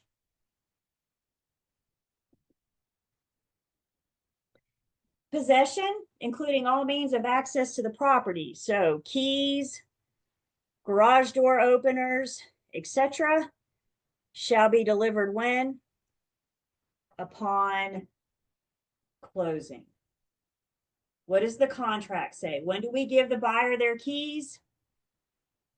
Upon closing. Some of you might have experience of getting keys at settlement. We all know somebody that's gotten keys at settlement. Have you just harmed your client? Think about it, you guys. You give the buyers the key and say, go on, it'll record by 5 o'clock today, so go on. Your buyer goes to their new house, walks in the front door and falls down. Who's that on? They don't own the property yet. The deed hasn't recorded yet. That's going to be on the seller. Lots of buyers want their keys at settlement. I need you guys to pinky swear me to best protect your client, may that be buyer or seller, that the buyer's not getting the keys until it's theirs, until that brand new deed is recorded. We're going to look a little bit. We may be able to do a seller possession before closing. I'm sorry, a buyer possession before closing or a seller possession after closing. Again, both a couple addenda that we might use that we're going to look at just a bit. Here's all of our commonly used addenda. We've seen these scattered all throughout the contract, but now we have this nice little handy dandy checklist to make sure that we have included all applicable addenda for this transaction. And you guys understand this transaction is going to be different than the next transaction you do is going to be different than the next transaction you do. So all transactions are going to have different applicable addenda. So this just makes sure that we get everything that applies to this transaction.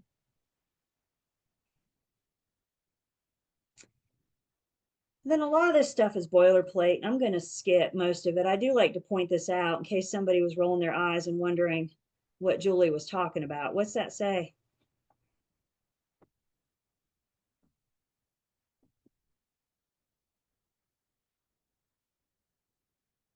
Death is only an out when you're negotiating the offer. Once you're under contract, this contract is binding upon the buyer and seller and their heirs. Once that we're under contract, if either buyer or seller pass away, the contract is still going. And their heirs are expected to carry through with their wishes. And if they can't or won't, they will suffer the consequences of breach.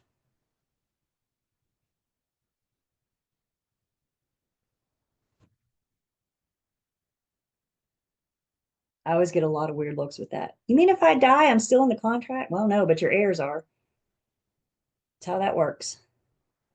Let's see, computation of days. We go by Eastern Standard Time. So that's come up before. Is this 5 p.m. Eastern Time or is this 5 p.m. Pacific Time? It's wherever the property is located. The property's in the state of North Carolina. So we are on Eastern Time. So if you're working with clients in different time zones, we need to all make sure we're on the same page here.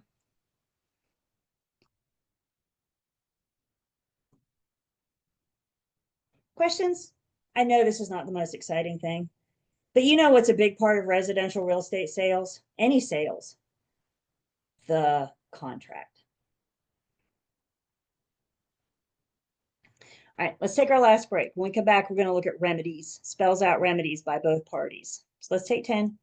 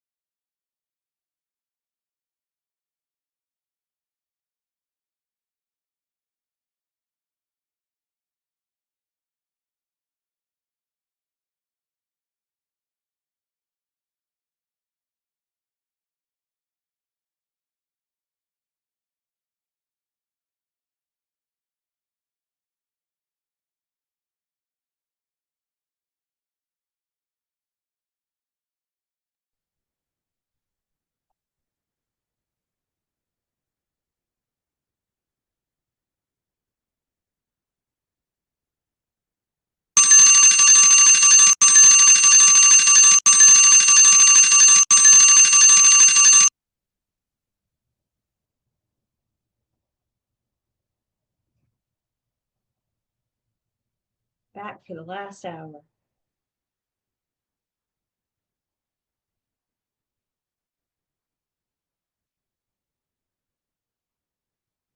So I am taking attendance. We're going to finish up this contract, then figure out the rest of the day, and then of course talk about what Thursday is going to look like. So let me first take attendance. Make a note on page 13. It discusses the remedies. I'll be honest with you guys, fan of the forms committee, right? Once upon a time ago, the remedies were like scattered all throughout the contract and you found it like 4 or 5 different places. So a couple years ago, they just consolidated it all and put the remedies in one nice, neat little package for us. My only complaint is that they put it at the end of the contract. I think it's less likely to get seen here. It is what it is. So number 23 on page 13 is the remedies in the event of either party's breach. So I got breached by the buyer. In the event of a breach by this contract by the buyer, remember, the buyer's not in breach until we're after due diligence, outside of due diligence. So in the event of the buyer's breach, the seller is entitled to the earnest money deposit and their due diligence fee. The two together are referred to as the seller's liquidated damages. And we've not talked about contract remedies yet, but we will on Thursday. And we'll see liquidated damages, and that's what's awarded to the seller in the event of the buyer breach. What makes them liquidated damages is that these are amounts that we agree to at the time of contract formation. So we've agreed how much in due diligence, we've agreed how much in earnest money, and those two together serve as the seller's liquidated damages and as the seller's sole and exclusive remedy for such breach. Can the seller go after the buyer for breach? Not according to the contract. The contract says all they get are their liquidated damages, which is their due diligence and their earnest money. So listing agents, as we're starting to see that pendulum swing back to a buyer's market, we're seeing those due diligence fees and earnest monies come down. Remember, we said we were seeing due diligence, earnest money, 5 digits. I've heard of 6 digits. The last buyer's market we were in, I mean, we're talking due diligence for $50, right? So you need to look at your sellers. When that offer comes in with due diligence of $50, you need to ask your seller, if this buyer terminates, are you okay with $50? And that's it. It's a conversation the sellers need to know when we enter into this contract that this is it. Then we got breach by seller. In the event of the breach by seller, the buyer's got some choices. They could elect to terminate this contract. If the seller breaches, the buyer's going to get the earnest money and the due diligence. They could also go over after the costs. So all the money they've spent on inspections and appraisals and investigations, if the seller breaches, the buyer could go after them for compensatory damages. Another word we're going to meet on Thursday. And compensatory damages are basically meant to make the injured party whole. So let me give you, release your earnest money, refund your due diligence, and I will pay you for your home inspection, pest inspection, appraisal, all that money you spent as a part of this transaction. That's one choice that the buyer has. They can go after the money to make them whole. Their second option is to elect not terminate, and go after the seller for something called specific performance. Another word we'll meet on Thursday. Specific performance. You see the word perform embedded in there? If the buyer's going after the seller for specific performance, they're going after the seller to make them perform. In other words, the buyer's going after the seller to make them sell. Who gets to determine specific performance? Me and you? Does that sound like something we've covered? No, that's a big legal thing, isn't it? Since I can't make anybody do anything, can I make the seller sell? So now we're in court and the buyer's got choices. If the seller breaches, go after them for the money or go after them for the property. And if the seller's not willing to sit down and write a check, the buyer, we may have to see you in court. Can we agree that the remedies for seller breach are much harsher than that for buyer? If the seller breaches, we could sue the pants off you, right? We could after money or the property. If the buyer breaches, well, all he gets due diligence and earnest money. Remedies are much harsher for seller breach. And the reason being for that is because the seller is the one that initiated this whole thing to begin with by putting a for sale sign in their front yard. If they didn't want to sell or they couldn't sell, then they should have figured this out before we made it to a sales contract. They're the ones that initiated it. They're the ones that invited the buyer to come to them. So they're going to suffer harsher remedies for breach. Questions on that?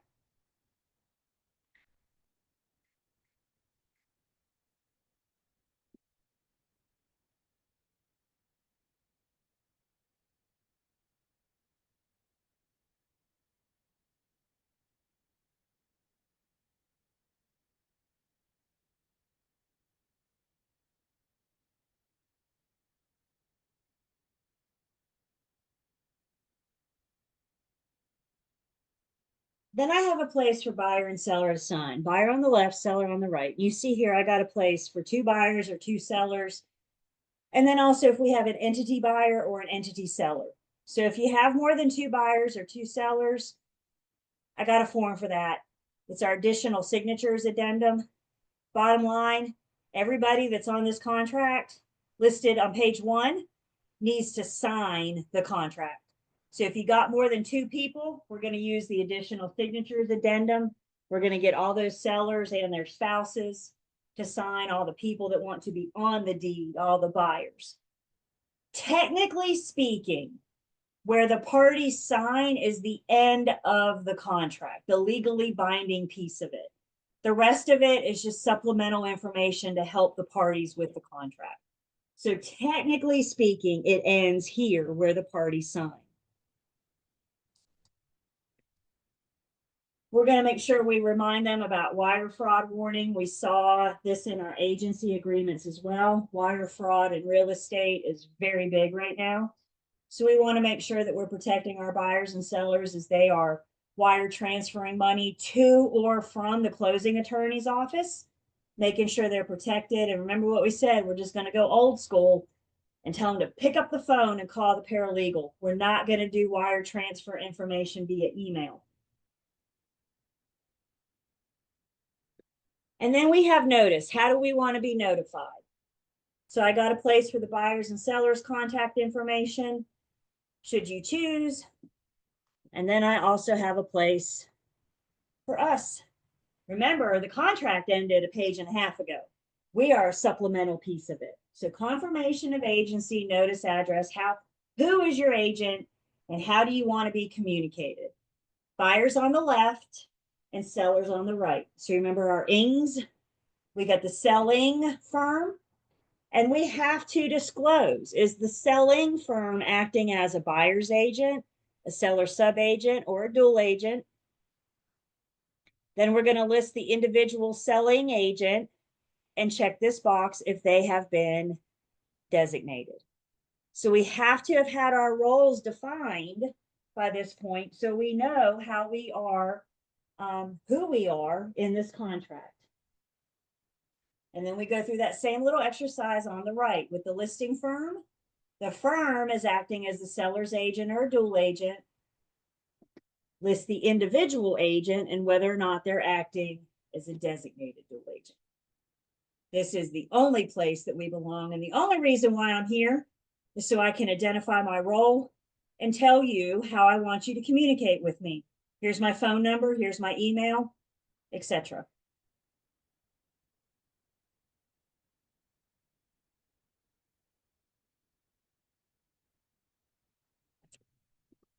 And then the last page is just acknowledgement of receipts as those monies change hands. We're going to be playing delivery man. So we're going to ensuring that the due diligence gets delivered from the buyer to the seller. Buyer's agents, we're going to be ensuring that the earnest money is delivered from the buyer to the escrow agent. So whenever that money changes hands, the parties need to acknowledge receipt of that money. And like we said, we guys, can we all agree that in your hand and on its way are two totally different things? So you as the listing agent, y'all don't need to sign this until you are physically touching that due diligence fee. Don't let somebody say they'll drop it off after lunch. Just leave me the signed page at the front desk for me to pick up. Can a lot happen between now and after lunch? Yeah. So y'all don't sign, because the problem is, you guys, and this has happened, that due diligence goes missing and the real estate commission investigates and they see that you've signed for it and they come to you and they say, what did you do with it? Well, I never got it, but you signed for it. So we're only signing this, we're only acknowledging receipt when we have actually received it. Listing agents will then deliver the due diligence to the seller, in which case the seller will sign acknowledge receipt. And then we're delivering initial earnest money and or additional earnest money to the escrow agent. And again, they are going to sign once they have received it. And that, ladies and gentlemen, is your 17-page offer to purchase and contract. What do we think? Questions, comments? It's a lot, I know, but you just met it.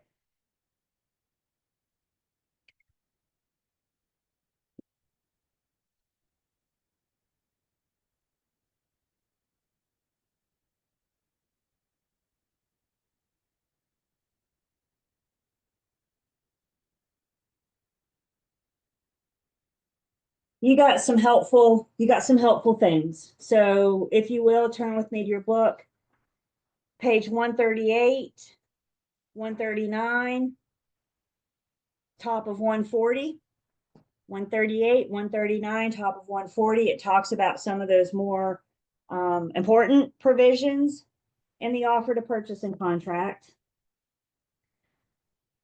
I also have in our Google Drive,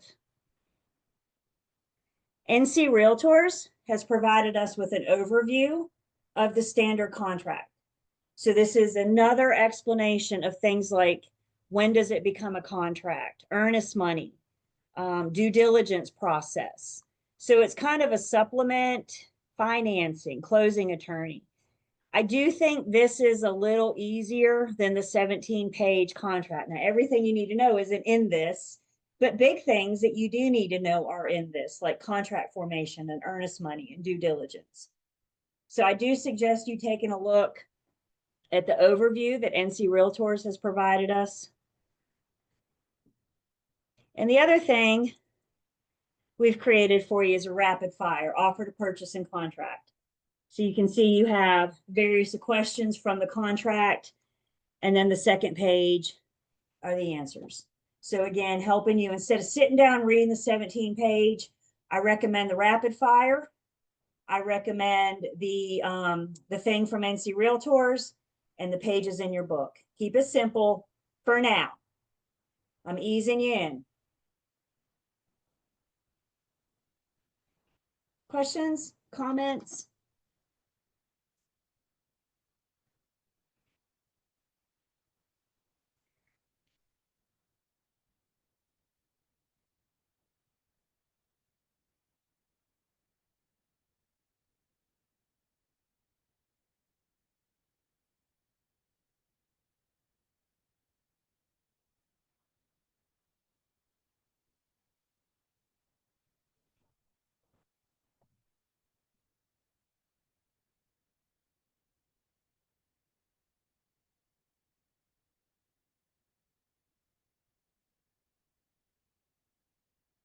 Okay. 17 pages is just the start. It's not uncommon, if you guys have seen, for most of our contracts to include addenda. So in addition to the contract, we got some commonly used addenda that apply to various situations. Again, we have commonly used addenda from NCAR and the North Carolina Bar Association that add to and become part of the offer to purchase and contract. Sometimes these addenda create a conflict, meaning the contract says one thing, but the addenda says something else. And in that case, the addendum will rule. The addendum will prevail. That's why we added it. There was a piece of the contract that just didn't quite fit. So we added an addenda and it's going to overrule. We do not have to look at the actual forms yet. Again, wait till you come see me in post. I got a whole day and a half dedicated to just forms in post. Now, doesn't that sound like fun? Paperwork, y'all. Get used to it. It's what we do in real estate. So we are not going to look at the forms, but we are going to have a conversation about some of the commonly used addenda. If you get a test question on any of the addenda, it's going to give you a scenario and it's going to ask you, which addenda would you use? Which addendum would you use? So the first commonly used addenda we have is called the FHA VA financing addendum. When would you use this one? If your buyer was getting an FHA or a VA loan. So we got an addenda, and the big gist of this form, it protects the buyer's earnest money. EMD is earnest money deposit. If they choose to terminate because it didn't appraise, remember the lender, the loan to value ratio, and value is defined as sales price or appraised amount, whichever is less. So if the property doesn't appraise, the FHA VA financing addendum will protect the buyer's earnest money, even if it's outside of due diligence. So we find out after due diligence, the property didn't appraise, the buyer says, I'm not buying. This form protects their earnest money. The other thing this form does, it lets sellers know that the VA requires certain inspections. The VA will require a pest inspection. If it's on a well, they will require a water inspection. If it's on an on-site septic system, they're going to require a septic inspection. There are certain inspections that the VA will require, but guess what? Very rarely do they let the buyer pay for it. So if the buyer's not paying for some of their inspections, who's on the hook? The seller. Listing agents, don't you think that's important for your seller to know? If we accept this offer, you may be responsible for the pest inspection. So FHA VA financing addendum.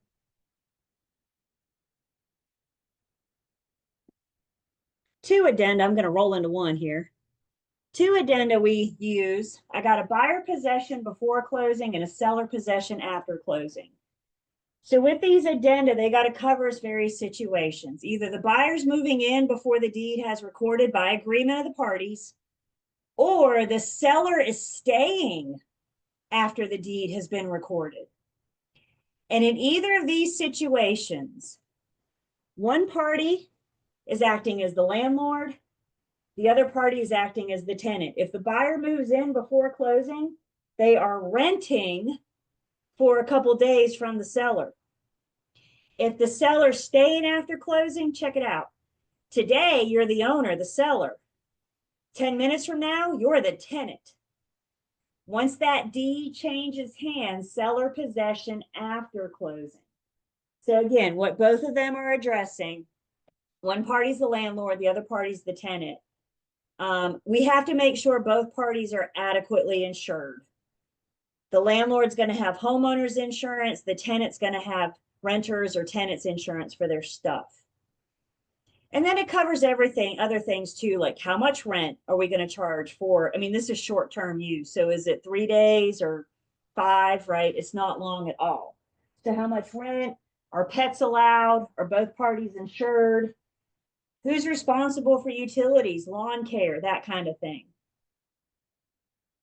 Usually speaking, the one living there is responsible for the utilities, for the upkeep, for the lawn care, that kind of thing. Like we said, it's short-term use only. They don't define short-term use anymore, but I'd say a week or two. And if it's longer than that, then we need to use a real lease. This just kind of gets us through in the interim. So we would use these addenda when we have a buyer possession before closing or a seller possession after closing. Questions on that?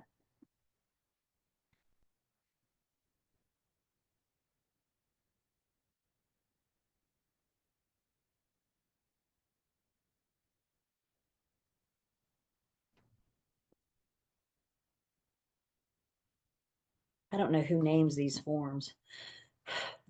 Lead-based paint or lead-based paint hazard addendum. To be used in any properties, residential properties that were built prior to, what's that year again? Let me see your mouse move. 1978. I'm not telling you it's got lead, but I'm telling you because of the year that it was built, it may have lead. This serves as a seller disclosure. They have to disclose what they know, and a buyer acknowledgement. They're acknowledging what the seller has disclosed. So if it was built prior to 1978, we're going to use our lead-based paint or lead-based paint hazard addendum.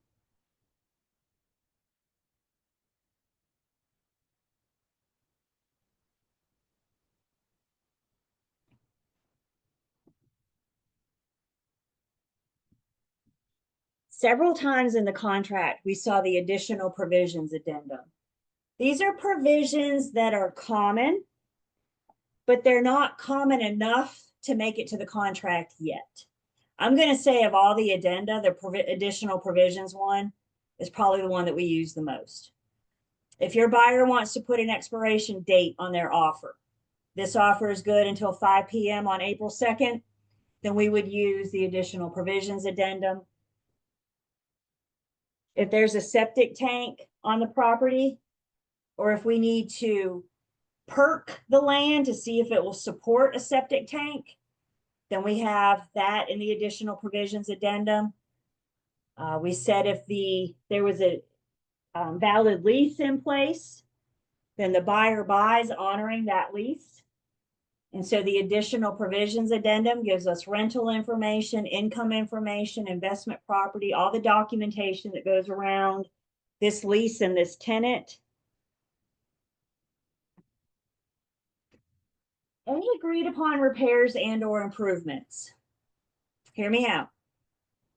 We've already talked briefly, we'll talk a little bit more about it on Thursday, but we've already talked briefly about the buyer can ask for repairs. The seller's not obligated to fix anything, but we can ask. The worst they can say is no. But I have a place in the additional provisions addendum for agreed upon repairs and or improvements. Remember, this is an addendum, which means it's going to be included in the offer. And upon acceptance will be part of the contract. We're not even under contract yet. And we're asking for agreed upon repairs or improvements. If your buyer looks at you and says something like, I'm not buying this house if this isn't addressed or this isn't fixed, what they're telling you is to present their offer and include those agreed upon repairs or those suggested repairs. So you're presenting an offer with repairs. If it's that important to your buyer, remember, the seller has 3 choices. They can accept it and agree to do the repairs. They can reject it because they don't want to do those repairs, or we can counter it. I just know at the time of making the offer that my buyer wants this fixed. They want this addressed. So we're going to make it a condition of the offer upon acceptance being the contract. This doesn't negate the buyer being able to do due diligence, their inspections and investigations, and learn about the property. This doesn't negate them being able to ask for repairs once we're under contract. That's a totally separate, we'll call it set of repairs. Let's say the property has a sliding glass door out into a patio or something like that. and the lawnmower got too close and it chucked a rock at it. And now we got a little hole in the sliding glass door and it's starting to spider a little bit. Do you need a general contractor to come in and tell you that that window is cracked, that that sliding glass door is compromised? I mean, do you really need the expert to tell you that? And your buyer may say, I want this fixed. Well, if we ask for it, we may make the seller reject it. But if we can work it out and the seller agrees, they are now contractually obligated to fix that door.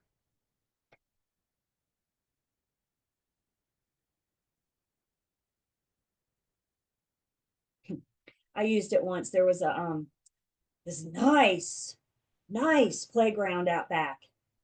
My buyers were childless and they planned on staying that way. And they looked at it as a place for their garden. And they said, can we get this thing taken down? Because it was nice. It was elaborate. It wasn't like the little swing set that comes out when you get to swinging hard enough. I mean, this thing was nice. Like all three of us wanted to go play. It was nice. They said, can we get this taken out? I said, well, there's only one way I know how to do that. And we put that in the additional provisions addendum. The seller agreed, and the seller is now contractually obligated to take that down.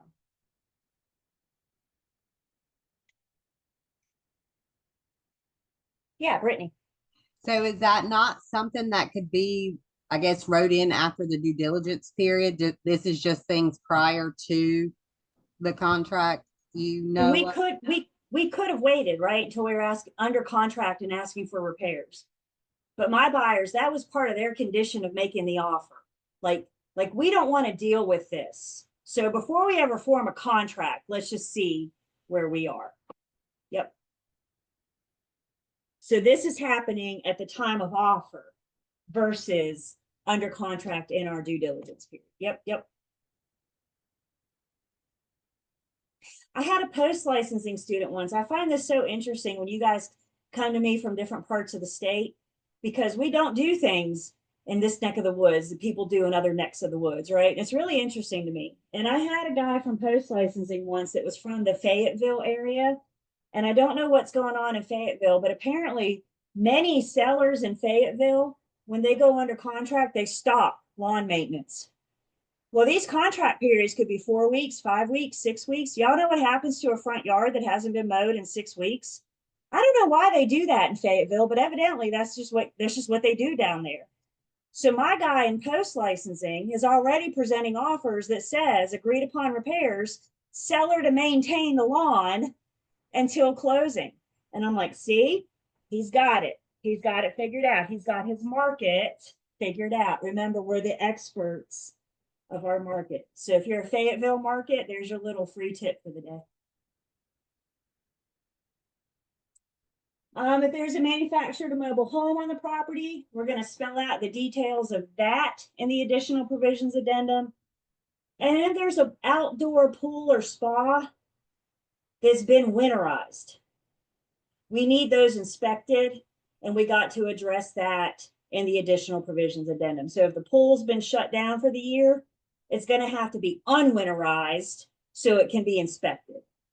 And so this provision covers that. Now, if it's August and it's not up and running, I got a little red flag going up. It should be, the pool should be operational in August, right? So if not, why? But if it's the middle of winter when we're not swimming outside, we may have to have that unwinterized. Questions about our additional provisions addendum? It does just that. It gives us additional provisions.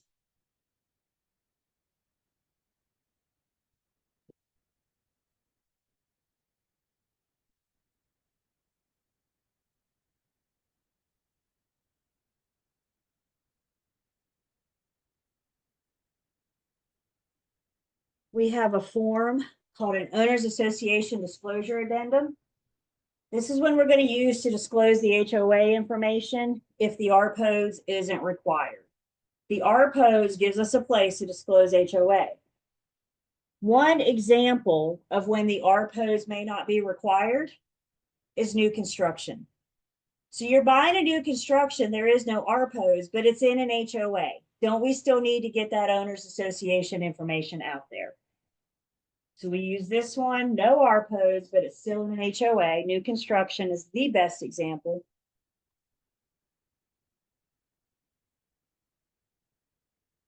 Anybody living at the coast or up in the mountains right now? Anybody there? That's right, Jacob, you're up in Asheville, right? So if you're down in the coast, if you're up in the mountains, you might be dealing with something that we don't get to do much here in Winston-Salem, and that's dealing with vacation rentals. Winston's lovely, y'all, but people are not vacationing here. So when you get to a vacation destination, such as the mountains and the beach, we might be dealing with the sale of vacation property, in which case we have a vacation rental addendum. Various things about the North Carolina Vacation Rental Act. We're not getting into deep dive here. Once you get licensed, your firm will have to tell you more about this. But the big thing I want us to understand, the big thing that this form covers, if you're buying a property that has been used as a vacation property, the buyer has to honor the first 180 days of reservations.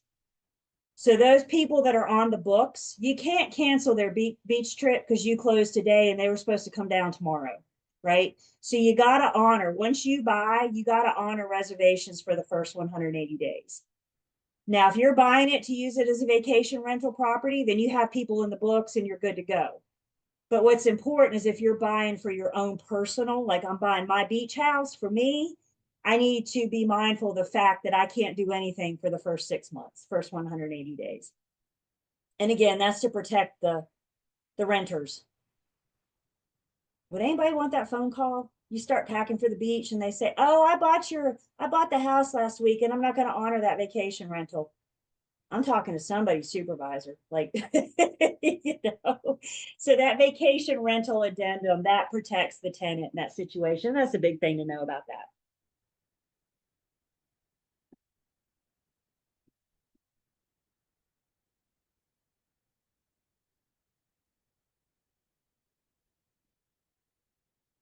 Back in financing, we talked about short sales. So we got a short sale addendum. We mentioned there's three different things, three different pieces that make up a short sale. In order to have a short sale, we have to have all three. So if the owner owes more than the property is worth, and they don't have enough sufficient liquid assets to make up the difference, then we might be eligible for a short sale. And then the third piece, in order to have a short sale, is that all lien holders have to agree to release their liens while receiving less than what they are owed.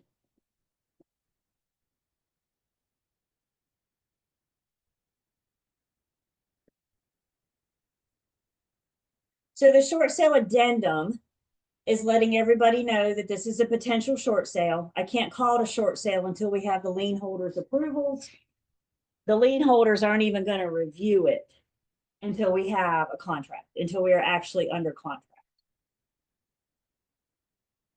So the first thing the addenda does is it defines what a short sale is, letting the buyer know that our seller's underwater, and upon lien holders' approval, we are dealing with a short sale situation. This form also offers out for both parties. So the form allows either party to terminate prior to lien holders' approval. So the seller's not digging it, the buyer's tired of waiting. Anybody can terminate. If your buyer has put down earnest money, they'll get it back. They're still not in danger of losing their earnest money until after due diligence. Due diligence doesn't start until we get the lien holders' approval. So if they decide they don't want to wait anymore, they're done with this short sale, they terminate, we'll get the buyers their earnest money back because this form protects it. And the other thing this form does is it creates a contingency, and the contingency is for the seller. And what the contingency says is, I'm not legally obligated to sell you my home if I don't get all of the lien holders' approval. So if one lien holder says no, then the seller's not contractually obligated to sell. Understanding lien holders' approval is out of anybody's control. So this contingency is on the seller. I'm only legally obligated to sell if I get all of the lien holder's approval. And if one lien holder says no, we don't have a short sale, we terminate, and the buyer will get their earnest money back.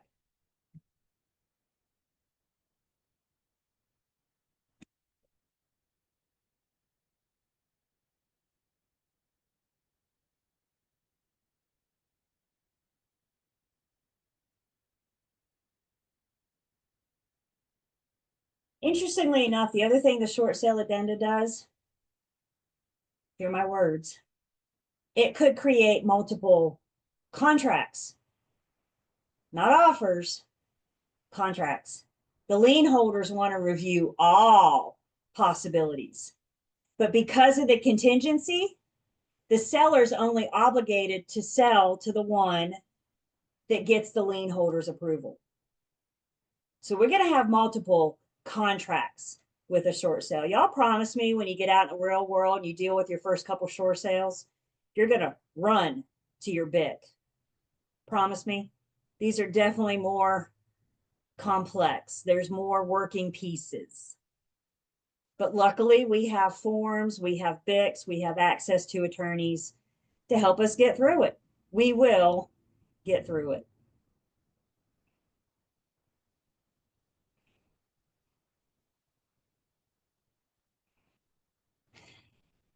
Another one.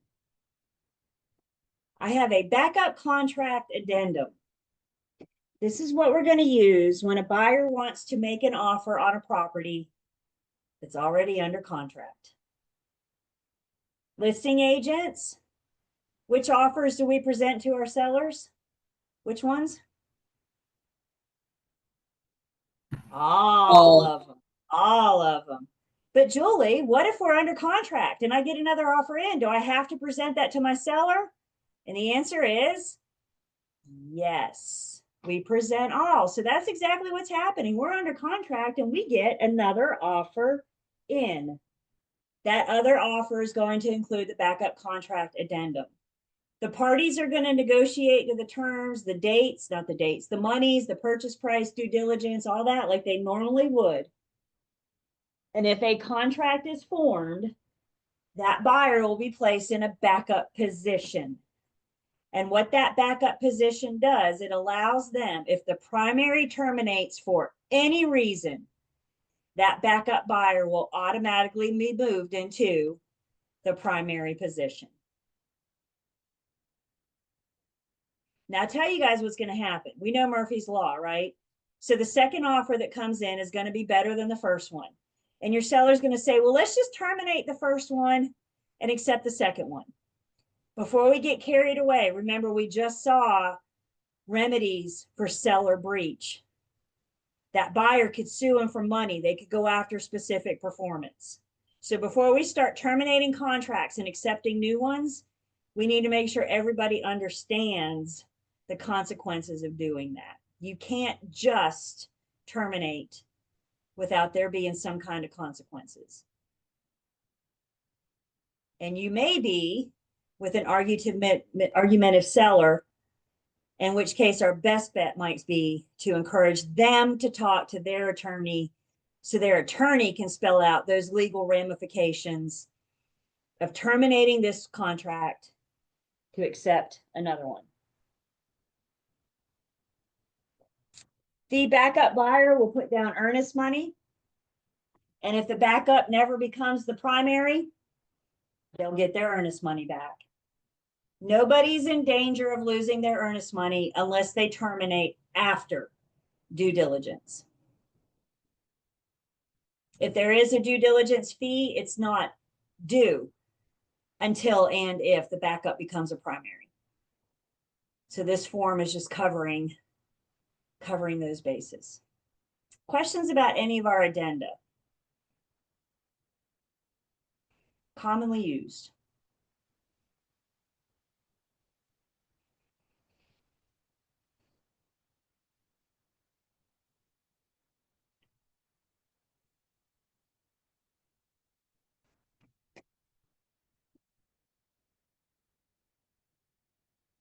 And that's not all.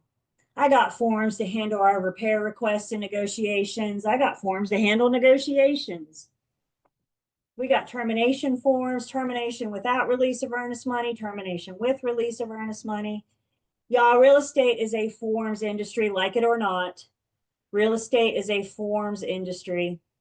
And being in real estate means being familiar with the forms, knowing what's in the forms, and being able to best use those forms for our buyers and sellers. You don't have to know all the forms now, but you'll get to know them as you get out and practice. And what I want you guys to do is make sure that you promise me that you will never send a form to your client to sign without you understanding what's in it first. Did everybody just hear me? Can I get some pinky swears on that one, please? If you don't know what's in the form, do you think your buyers and sellers will? If you don't understand something in the form, do you think they will? Y'all, this is what it means to be their fiduciary. They are relying on us to help them with this paperwork, help them with the transaction. So when in doubt, find out, go to your BIT, get help. But do not say, oh, just sign it. It'll be fine. I'm sure this is nothing. Just sign it. You've now legally bound them. They close. Who are they coming after? It's not the other guy, is it? Questions?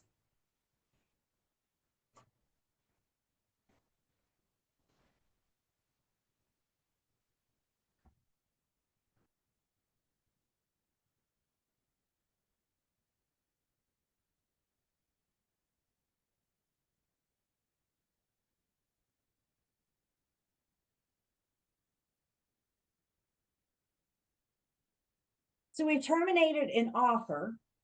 So now we're going to talk specifically about how we can terminate a contract. We're going to revisit those legal remedies in the event of breach. So if either party doesn't do what they promised to do, or does something that they didn't promise to do, they are in breach. We saw our contract is pretty specific, right? It lays out both parties' responsibilities. There's not much guesswork left. So if the parties don't do what they promised to do, then they could be in breach, and we will discuss those legal remedies. But not everything is breach. Sometimes contracts just terminate. So several different ways that a contract can terminate. The first is what we work hard for every day. Let's just go ahead and take that contract to full performance.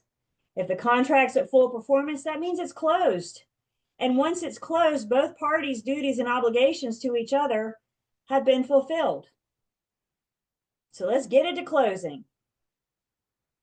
All the terms are met, that deed is recorded, the contract is no longer valid or no longer enforceable because it's done. I wish I could tell you all of them are going to make it to closing, but I'm not going to stand in front of you and lie to you. Sometimes they don't make it to closing. Sometimes the buyer terminates within due diligence. Sometimes they terminate after due diligence. I had buyers once that called me 3 hours before settlement and said, we're not buying this house today. It's not a done deal until that deed is recorded. You guys, seriously, please don't spend those commission checks until you have them. Everybody with me? So many times. Back in my admin days, I was the admin that had tissues and chocolates in my office. Because so many times this doesn't terminate and they say, oh no, I'm out of money. I'm like, why were you spending that money before you ever had it? So don't spend that money until it's closed, you guys, because it's not a done deal until it is. So contract terminate, full performance. Also, contract termination could be mutual agreement. The parties agreed to enter into the contract together, right? So guess what? The parties can agree to get out. If the parties agree to release each other, if they agree to terminate, then that contract is ended by mutual agreement.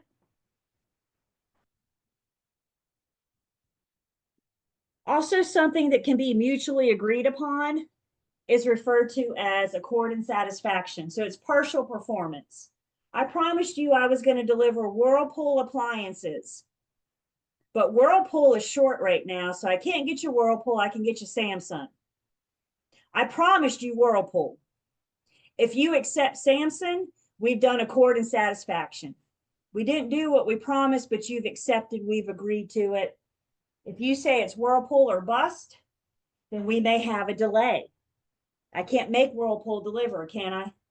So we might have a delay. But accord and satisfaction, partial performance.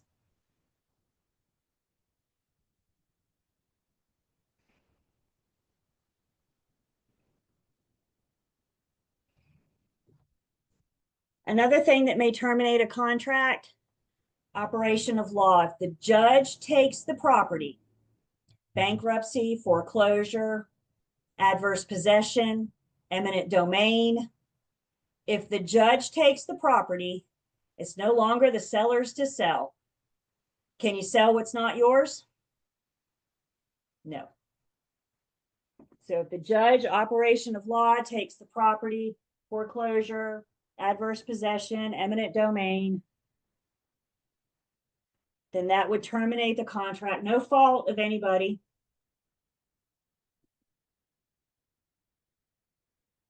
Put real estate aside for a second. All contracts, all legal matters have what's referred to as a statute of limitations. And the statute of limitations is how long you have to bring action, how long you have to sue. And once the statute of limitations runs out, you've lost your right to sue. Now, we don't know specifics, like how long does the buyer have? How long does the seller have? What we need to know is there's statute of limitations. And if somebody's going to bring legal action, they need to do so sooner rather than later. So if your buyer's not sure what they want to do, the best thing we can do, don't tell them to sleep on it or think on it. The best thing we can do is encourage them to talk to an attorney to weigh out their options to help them decide how they want to proceed, all while they are still in their statute of limitations.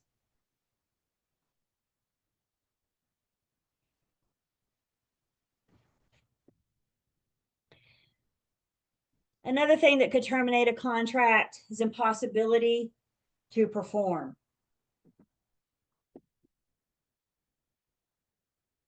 What if the buyer doesn't get loan approval? Can they perform as promised? Not unless they got a bunch of cash laying around.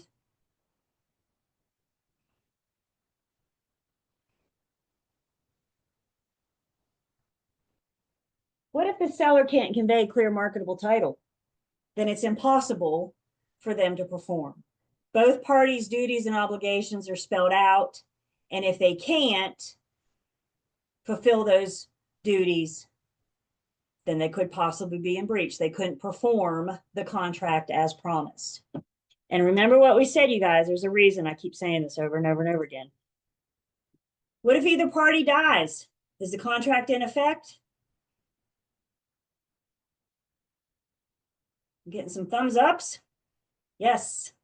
If an individual dies, they can still perform through their heirs. What if the broker passes away? Does that affect the contract? Look at you guys. Absolutely not, because the contract has nothing to do with the broker or the firm. The contract is between the buyer and the seller.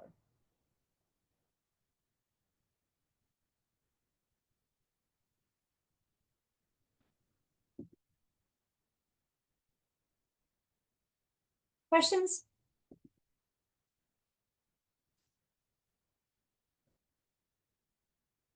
See, destruction of property. If the house burns down, there's another good example. If the house burns down, can the seller sell you their house?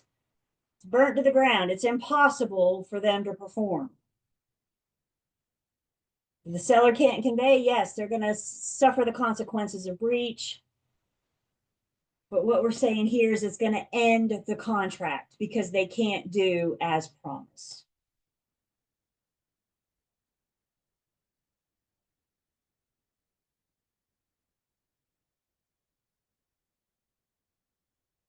Questions?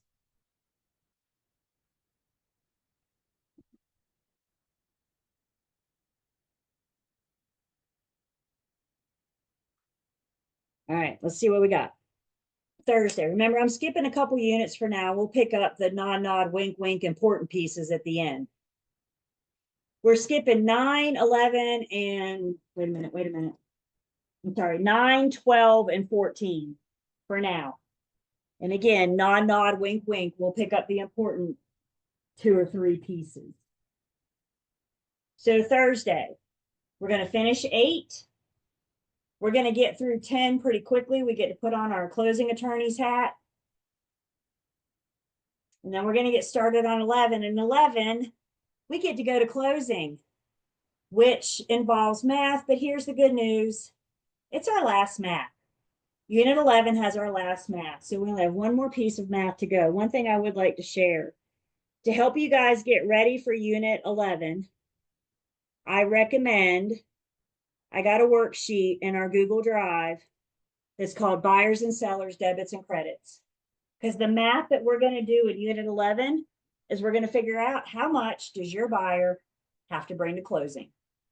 So we're going to look at all their debits. We're going to look at all their credits. We're going to prorate taxes, something called interim interest.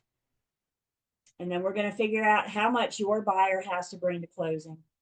So we'll finish 8, get through 10, and then get started on 11. I don't know that we'll get through 11 on Thursday, but we'll get a good way through on Thursday. Buyers and sellers, debits and credits in our Google Drive. Questions?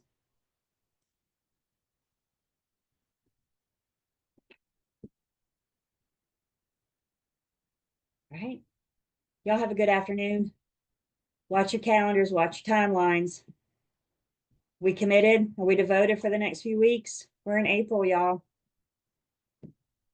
I know, right? I feel like I just met you guys. But here we are in April already. We were cold when we met. Now we're all warmed up. Y'all have a good afternoon. Be safe out there tomorrow. Houston, I got you here. And we'll see you guys first thing Thursday morning.